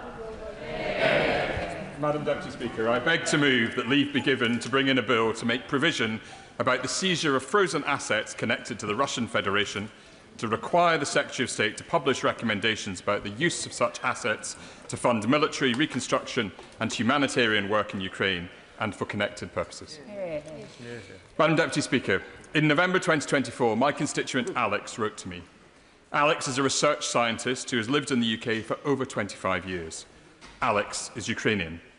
At a surgery, he told me how devastated and how angry he is about the destruction of his country by Russian invaders. He also told me of his fear for his brother, who is fighting on the front lines. Alex wanted to know why Ukraine was struggling to obtain the weapons it needed to resist Russian assaults. He asked me a simple question. What more can the UK do to help my brother and my country? The truth is, Madam Deputy Speaker, that in November 2024, there was more the UK could do. 12 months later, there is still more the UK can do. This bill sets out what the UK can do in one key area. Alex's story is one of tens of thousands just like it. We've all heard them from amazing Ukrainians who've been hosted by communities across the UK since Russia invaded. These stories speak to the horror inflicted by Vladimir Putin. The UN estimates that over 50,000 Ukrainian citizens have become casualties of Putin's war machine, including over 2,300 children wounded and over 700 killed. Tens of thousands of brave Ukrainian men and women have made the ultimate sacrifice on the front line. While some in this House, like the Honourable Member for Clacton, would prefer to be apologists for Putin, I know that I speak for most colleagues when I say that Putin alone is responsible for the atrocities we are witnessing in Ukraine. Nor is Putin content merely to devastate Ukraine today. He is hell-bent on erasing its future. His systematic programme for the abduction of at least 20,000 Ukrainian children will go down as one of the vilest acts of this war. I want to pay tribute to those colleagues who have shone a spotlight on this appalling crime. We must all commit ourselves to returning each and every Ukrainian child to their home. Madam Deputy Speaker, Putin's ambitions stretch beyond Ukraine. In the Baltics, Russia poses an existential threat to our Lithuanian, Estonian and Latvian allies, all of whom face daily cyber attacks and disinformation campaigns. In the Caucasus, Putin's cronies and the Georgian Dream Party have cracked down violently on democracy activists, while the Kremlin's insidious efforts to distort elections in Moldova and Romania are well documented. Putin also wages a campaign of sabotage and cyber war across the rest of Europe, including here at home. Confirmation over the weekend that the RAF will now be deployed to defend Belgian airspace against Russian drone threats speaks to the collective nature of the threat we face. Putin's imperial ambitions are extensive. That is why we must be unwavering in our support to the Ukrainian people. The UK has stood shoulder to shoulder with Ukraine since the full-scale invasion. It was led by all three Prime Ministers in the previous government and has been sustained by the present government. Across that time with support from nearly all parties in this House, and we should be proud of that legacy. In providing weapons, equipment and fighter pilot training, we have helped keep Ukraine in the fight. Our leadership in G7 efforts to crack down on Russian oil revenues has been vital in cutting Putin's profits, although Liberal Democrats continue to call on the government to go further to ensure that no actors in the UK economy can facilitate the sale of Russian gas. We are also pushing the government to explain why over £30 million worth of Russian planes were imported to the UK last year. Madam Deputy Speaker, Britain's contribution has been crucial, but we cannot rest on those laurels. Rather, we must double down on our support. Last month, Ukraine's Defence Minister Denis Shmyhal laid out the challenge. He estimated that Ukraine will need to spend $120 billion on defence in 2026, of which Ukraine itself can cover half. That leaves a $60 billion hole, which Ukraine's allies have a duty to help fill. For many months, Liberal Democrats have called on the government to fund Ukraine's defence through seizing frozen Russian assets across the UK.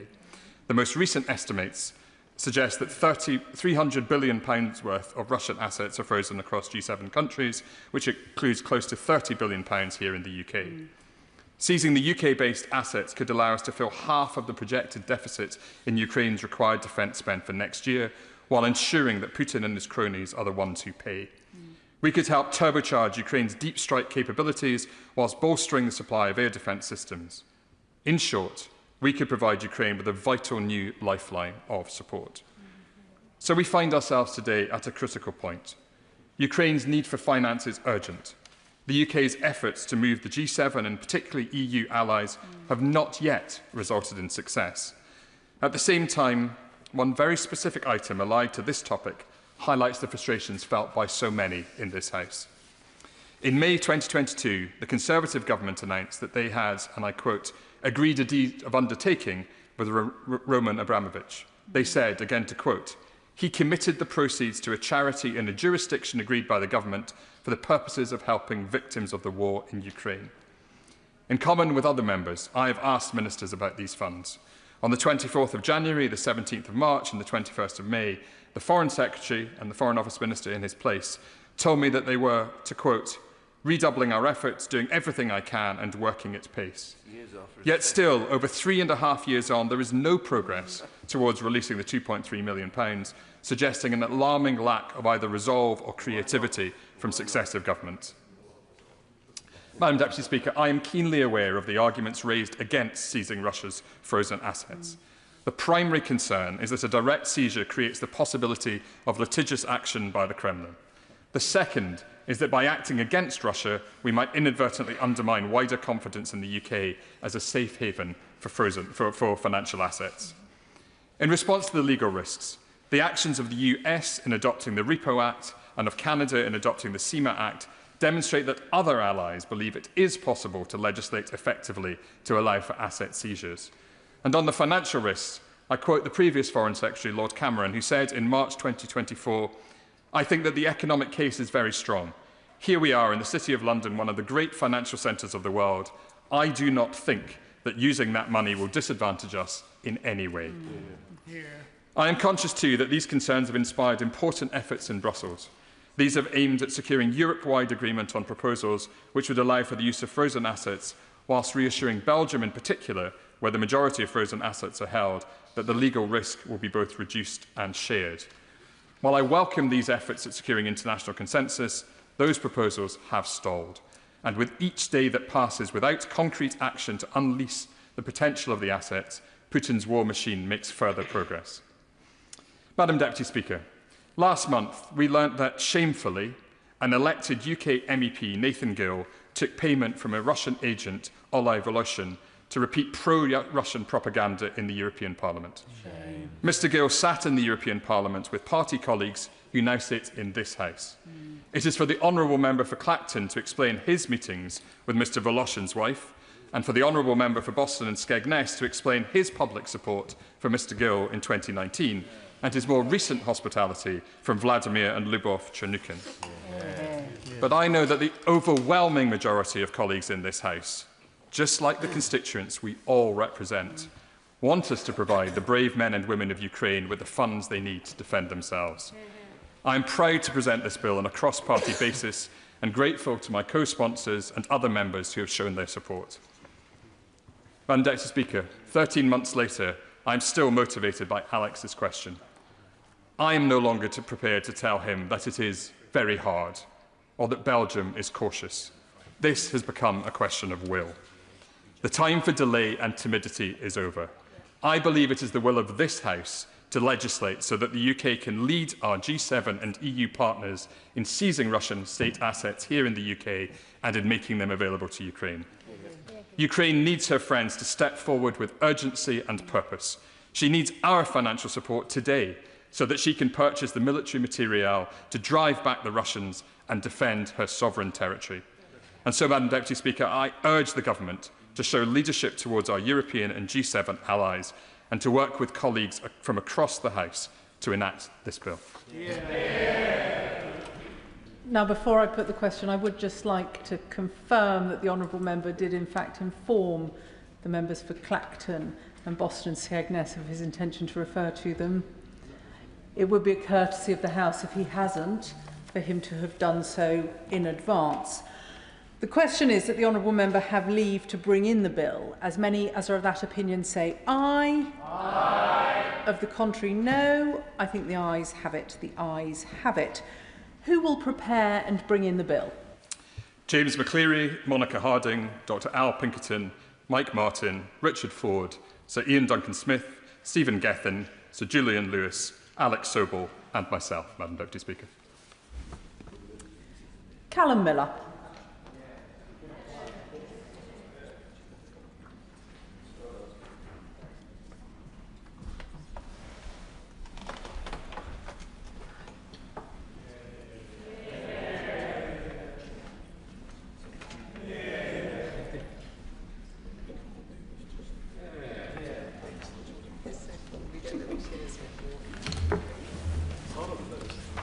Russian frozen assets, seizure and aid to Ukraine bill. Second reading what day? Friday the 30th of January. Friday the 30th of January. We now come to the general debate on remembrance and the contribution of the armed forces. Minister to move the motion.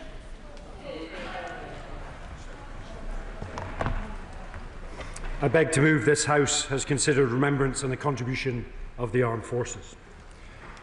On Sunday, His Majesty the King led the nation in commemorating generations of men and women who served, fought, and in many cases did not return home.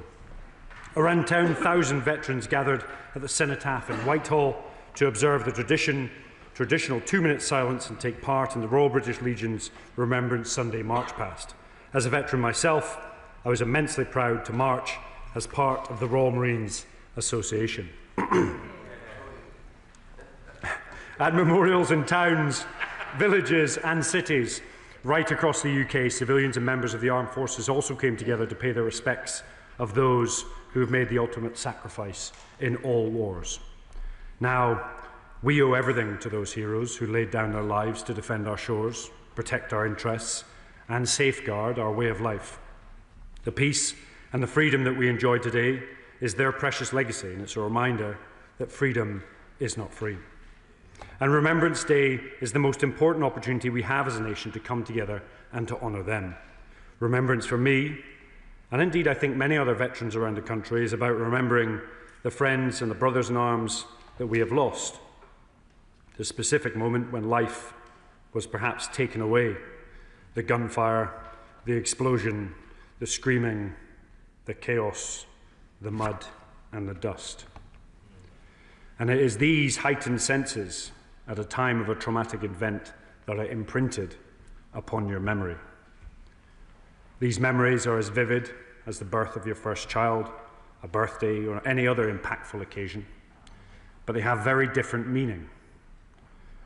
Remembrance is about just that. It's the one day of the year where you are safe to remember, where memories surface and we pay collective tribute to those that are serving and indeed have served.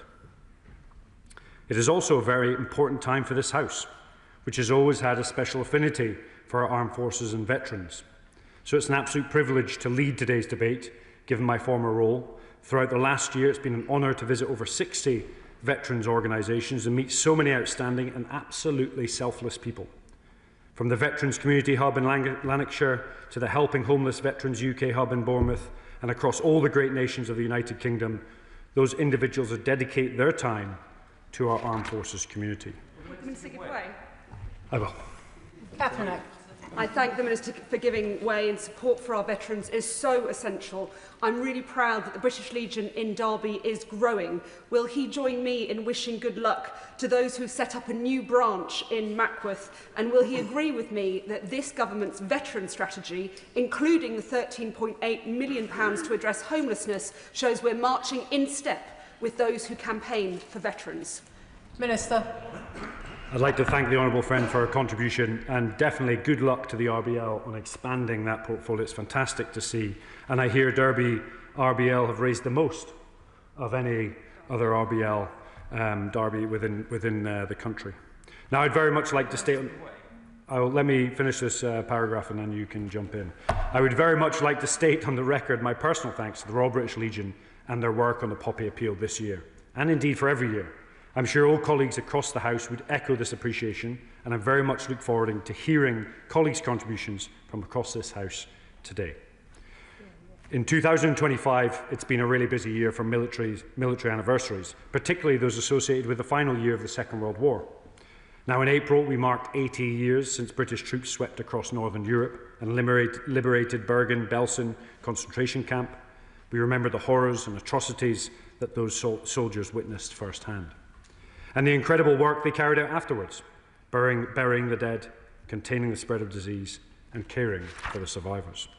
Within a matter of weeks, Allied forces would be in Berlin, Hitler would be dead, and the communities across Britain would take to the streets to celebrate victory in Europe. On May the 8th of this year, we took to the streets again to celebrate VE Day's 80th anniversary and to pay tribute to all those who fought for democracy over tyranny, liberty over oppression, and human dignity over barbarism. Yet for some, VE Day did not mean the nightmare of World War II was over. British and Commonwealth troops in the Far East, who had suffered some of the most gruelling and hostile environments of the entire conflict, still faced 3 months of fighting. The story of their war is one of almost superhuman strength and resilience. But then again, in August, we were able to remember their extraordinary contribution when we marked the 80th anniversary of victory in Japan Day, the day that finally brought the most catastrophic war in human history to an end.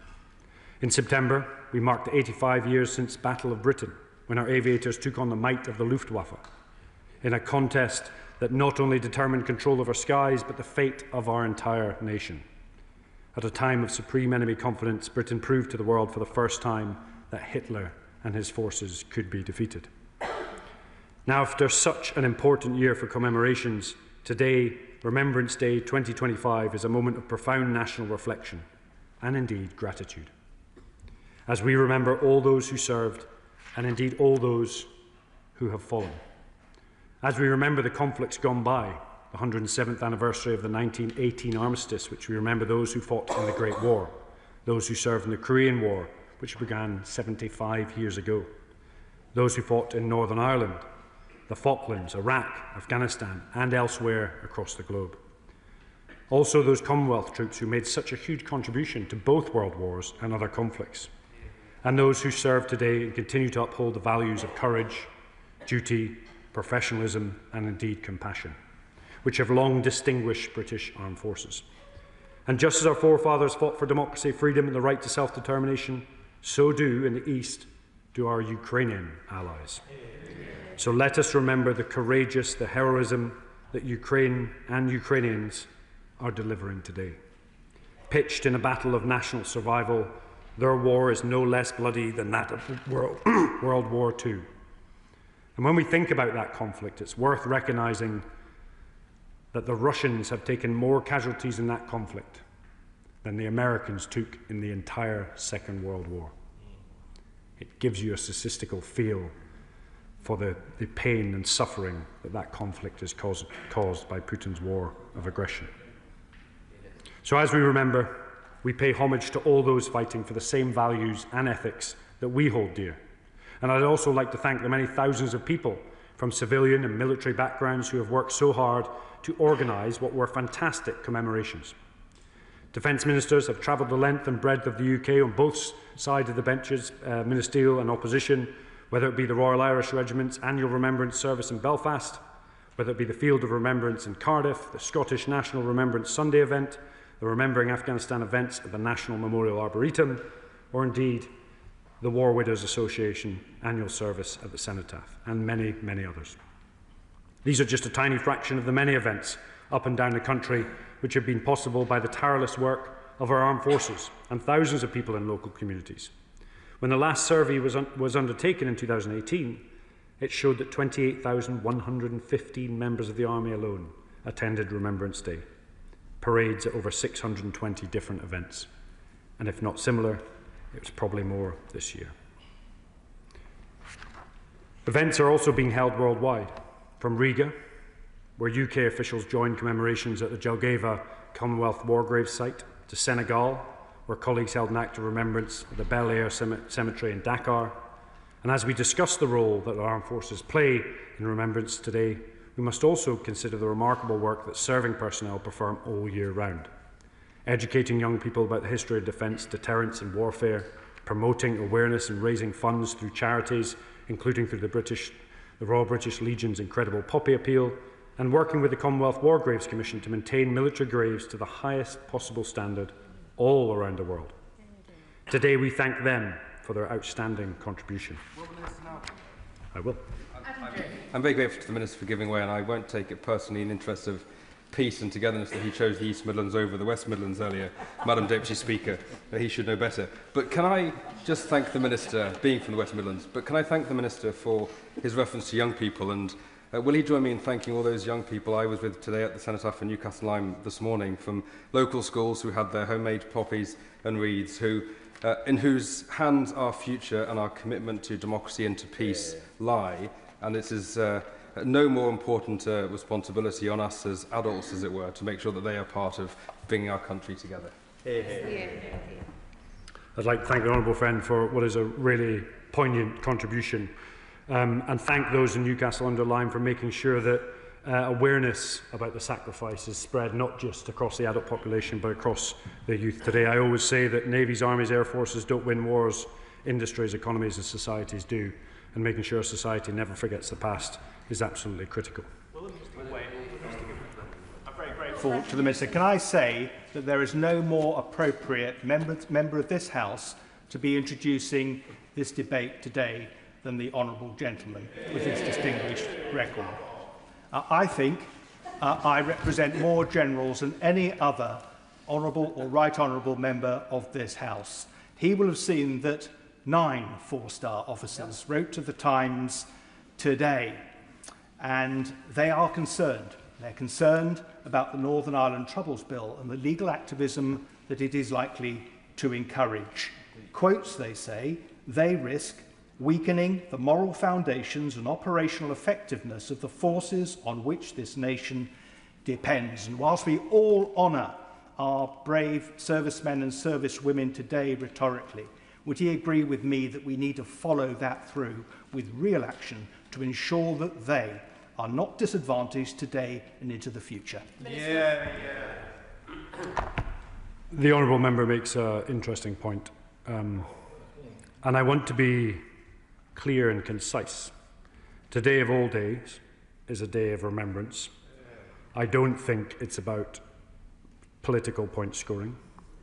We have a debate on Thursday where we can discuss this issue in detail, and I would very much welcome a discussion with those individuals that sent the letter, and as would the Defence Secretary and others, to talk through the issues and provide balance to the argument and ensure that we protect our country, our armed forces from lawfare, and ensure that they are represented and their voices are heard.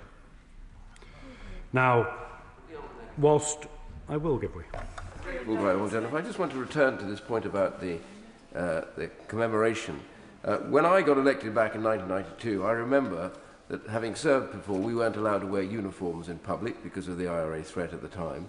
And actually, bit by bit, these commemorations were no longer attended. I can remember my first commemoration in Chingford. I would be lucky if we had 100 people who turned out for that. Can I say to them how that has been reversed? One good example, on Sunday in my constituency at the memorial in Chingford, nearly 2,000 people turned up to commemorate those who have fallen and those who went before. Isn't that a very good example of how the next generation understands it sometimes better than my generation did? What a welcome intervention. I was stood with the veterans during the Cenotaph March Past, and it always astounds me that when you're stood there with 10,000 people, and as the guns fire, there is complete silence in one of the busiest capitals in the world. And it's a sombre but hugely humble experience. And it's an absolute pleasure for me to see and hear all of the amazing stories of almost every constituency standing together, united around this great nation to celebrate those individuals that have served, are serving, and of course their families and the bereaved. So thank you for that intervention. Now, whilst we often focus on the individuals that have been lost, we must also remember those that were left behind.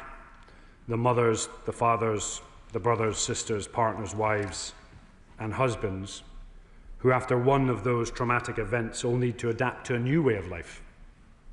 We need to remember them and remember them all, and acknowledge that whilst the loved ones perhaps paid the ultimate sacrifice, it's not just the individual that serves, but the whole family that serves, and they often suffer in silence long after the event. And then, I will. I thank the right honourable gentleman for giving way, and he's right to acknowledge not just the veterans but those that have loved them. And today my son had the privilege of reading names at our local cenotaph of those that were killed in World War II. And also of my best friend, who was a Royal Marine, who died in 2012 in Afghanistan. And it was an incredibly proud moment for me that my son got to read his name and remember the sacrifice that those that have loved and lost made for us to live our lives. So thank you to the Minister for acknowledging those that have loved and lost. Well, thank you for such a moving contribution. And may I say, in jest, you have a very good choice of best friends. And I know his memory will live long into the future. And it's a delight to hear that your son was taking part in that commemoration. Now, importantly, we must look after bereaved children.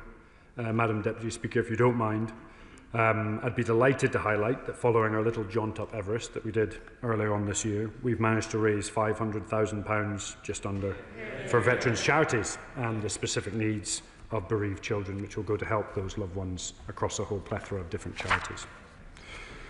Now, we show our eternal gratitude too for those families which have cared for members of our armed forces after returning from service, those who often bear the physical and mental scars of the conflicts that they've experienced. And I think the reason that this year's World War II commemorations were especially poignant was because they were likely the last major events to feature veterans from the war in any great numbers. Even the youngest of those veterans who graced the ceremonies in London are now well into their 10th decade.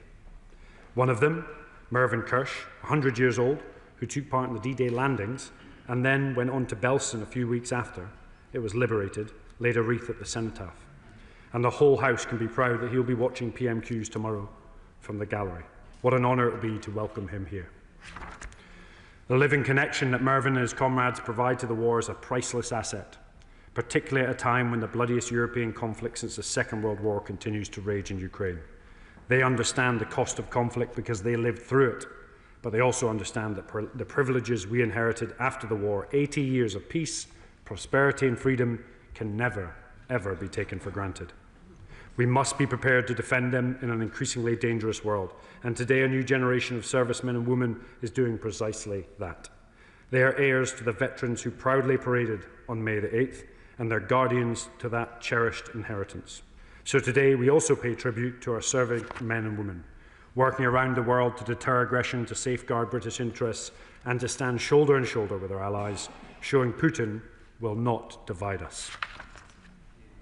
Now, you will note throughout this speech that there wasn't necessarily 1 ounce of politics within this debate. That could be called political naivety, but I call it a deep-found respect for those that have served and continue to serve, and welcome a debate and conversation on Thursday. This week's commemorations remind us once again of the unbreakable bonds linking our heroes from the past with the armed forces personnel of today, and those, indeed, who will serve in the future. On that point, I will. Will my honourable friend join me in commemorating the work of Joshua Mullinger, an able Sea Cadet in York who played an integral role at York Service of Remembrance, and Conservative councillor and Lord Mayor Martin Rowley, who he himself was a veteran? Would he join me in commemorating those very remarkable individuals? Minister. I thank the honourable friend for his contribution. The cadets play such an important part, and the Sea Cadets right at the very forefront. To see Joshua thriving in that environment is absolutely superb, and to hear of Martin Rowley excelling after being in service is hugely admirable. I'd like to thank him for his service in particular. Now, as we remember the generations who have sacrificed so much, their testimony lives on, inspiring us to be strong in the face of adversity, to be resilient during difficult times, and to stand up for values that we believe in. That's the way we'll remember our military heroes best, and that's how we'll ensure their priceless legacy of peace and freedom will endure. The question is that this House has considered remembrance and the contribution of the armed forces. Shadow Minister Mark Francois. Thank you, Madam Deputy Speaker. It's also a privilege to open this debate for Her Majesty's opposition on the 11th of November, Armistice Day, a date on which the nation pauses and gives thanks for the sacrifice of our armed forces so that we can still live in a free country. It's a pleasure to follow on from the Minister for the Armed Forces, and I wish to endorse his comments about the value of our armed forces and the vital role that they play in the nation's contribution to remembrance. We all thank them for their service. The Minister rightfully also paid tribute to the operational role of our armed forces, who remain as vigilant as ever around the clock, keeping us safe in the 21st century. Nevertheless, perhaps you'll forgive me if in my contribution this evening I too also take something of a historical perspective on the vital role our armed forces have played in the defence of our nation down the years. I was privileged to attend the Royal British Legion Festival of Remembrance last Saturday evening, which remains as moving an occasion as when I first attended as an MOD minister over a decade ago. I should like to pay tribute this evening to the extremely valuable role that the Royal British Legion plays, both in shaping our whole concept of remembrance and also in supporting our veterans, some 2 million or so of whom are still living today. As well as the national commemorations, also including at the Cenotaph, the Royal British Legion, often supported by local armed forces personnel, also play a vital role in organising services at community level in all of our constituencies, up and down the length and breadth of the United Kingdom. While in my experience every community tends to do remembrance slightly differently to account for local circumstances, each ceremony has common elements with which we're all familiar. The emotive playing of the last post, the 2-minute silence, and usually also the famous epitaph from the 2nd Infantry Division Memorial, universally known as the Kahima epitaph, with those famous and stirring words: "When you go home, tell them of us and say, for your tomorrow we gave our today." The Battle of Kahima, brilliantly described in Field Marshal the Viscount Slim's 1956 book, Defeat into Victory, arguably one of the best books ever written on the whole concept of generalship, was a classic example of a dogged defence by British and, crucially, also Commonwealth forces in stopping the attempted Japanese advance into India in mid-1944. Indeed, the dogged, stubborn defence, often against superior odds, is a recurrent feature of British military tradition.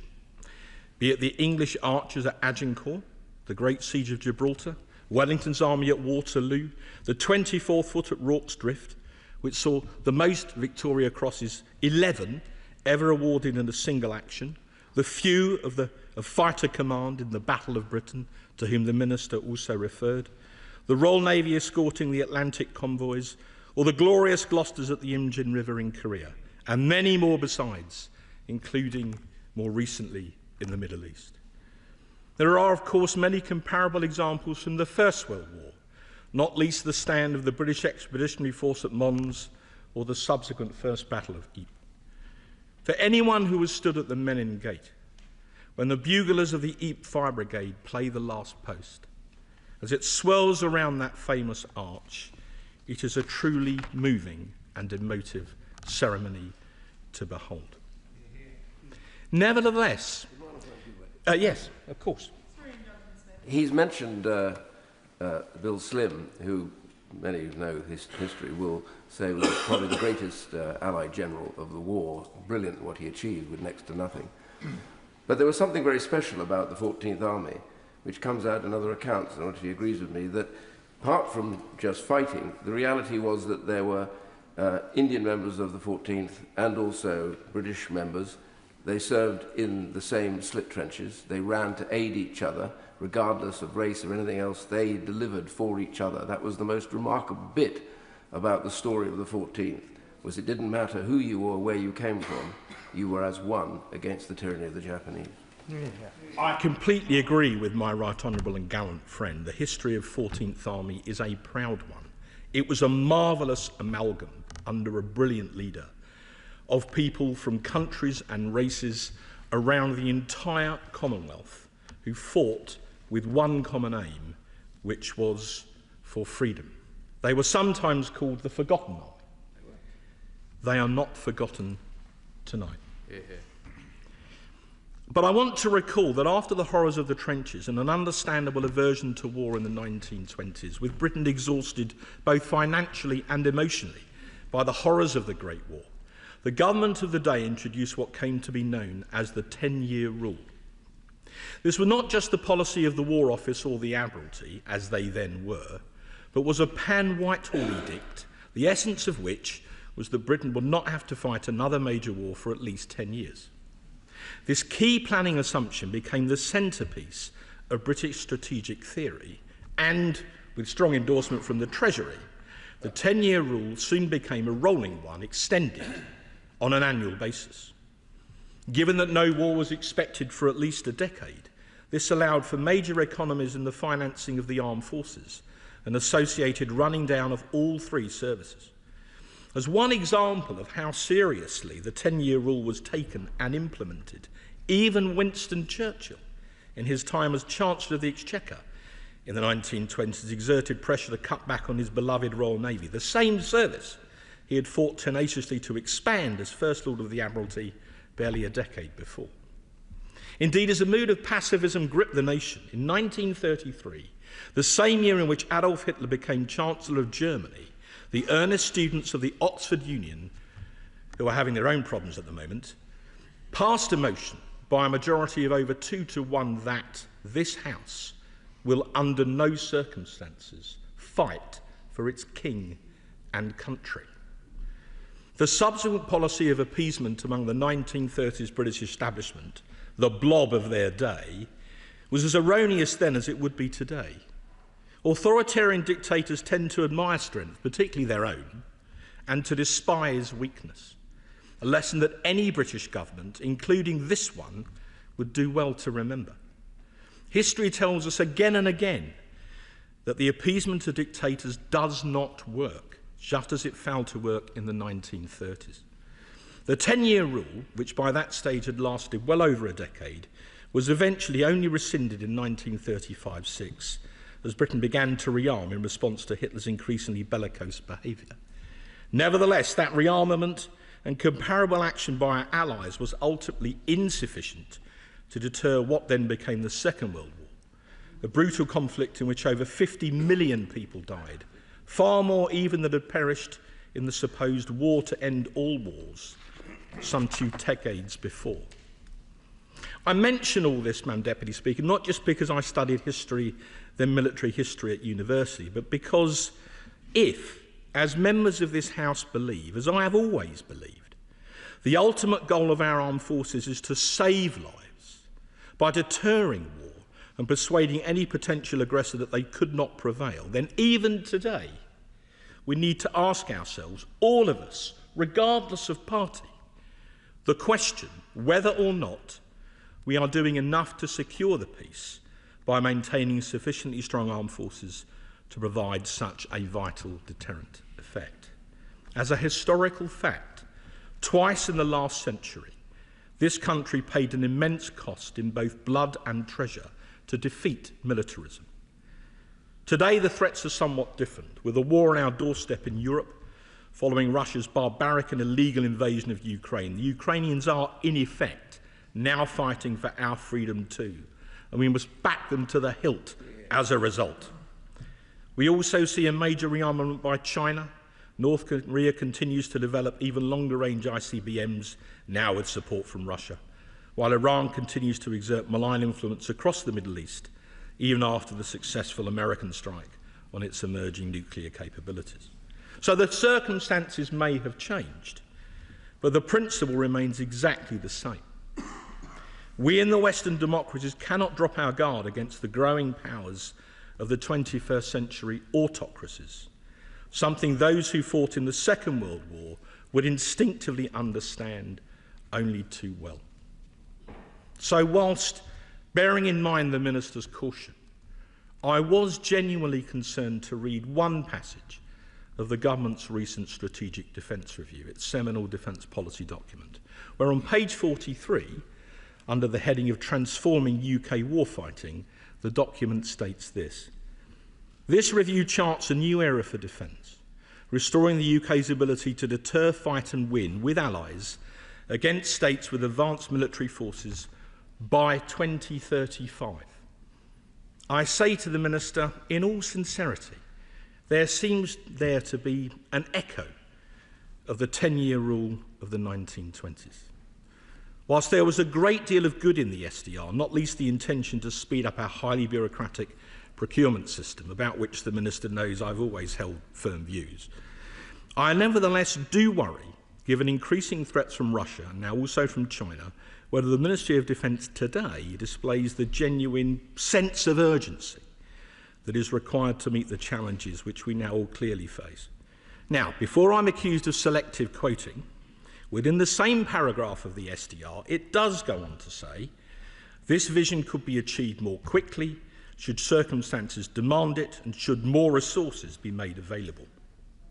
Notwithstanding those words, with much of the new money in the SDR unavailable for at least 2 years, and a multi-billion-pound programme of in-year efficiency savings now underway, I merely ask, have we really learned the lessons of the past century as well as we might?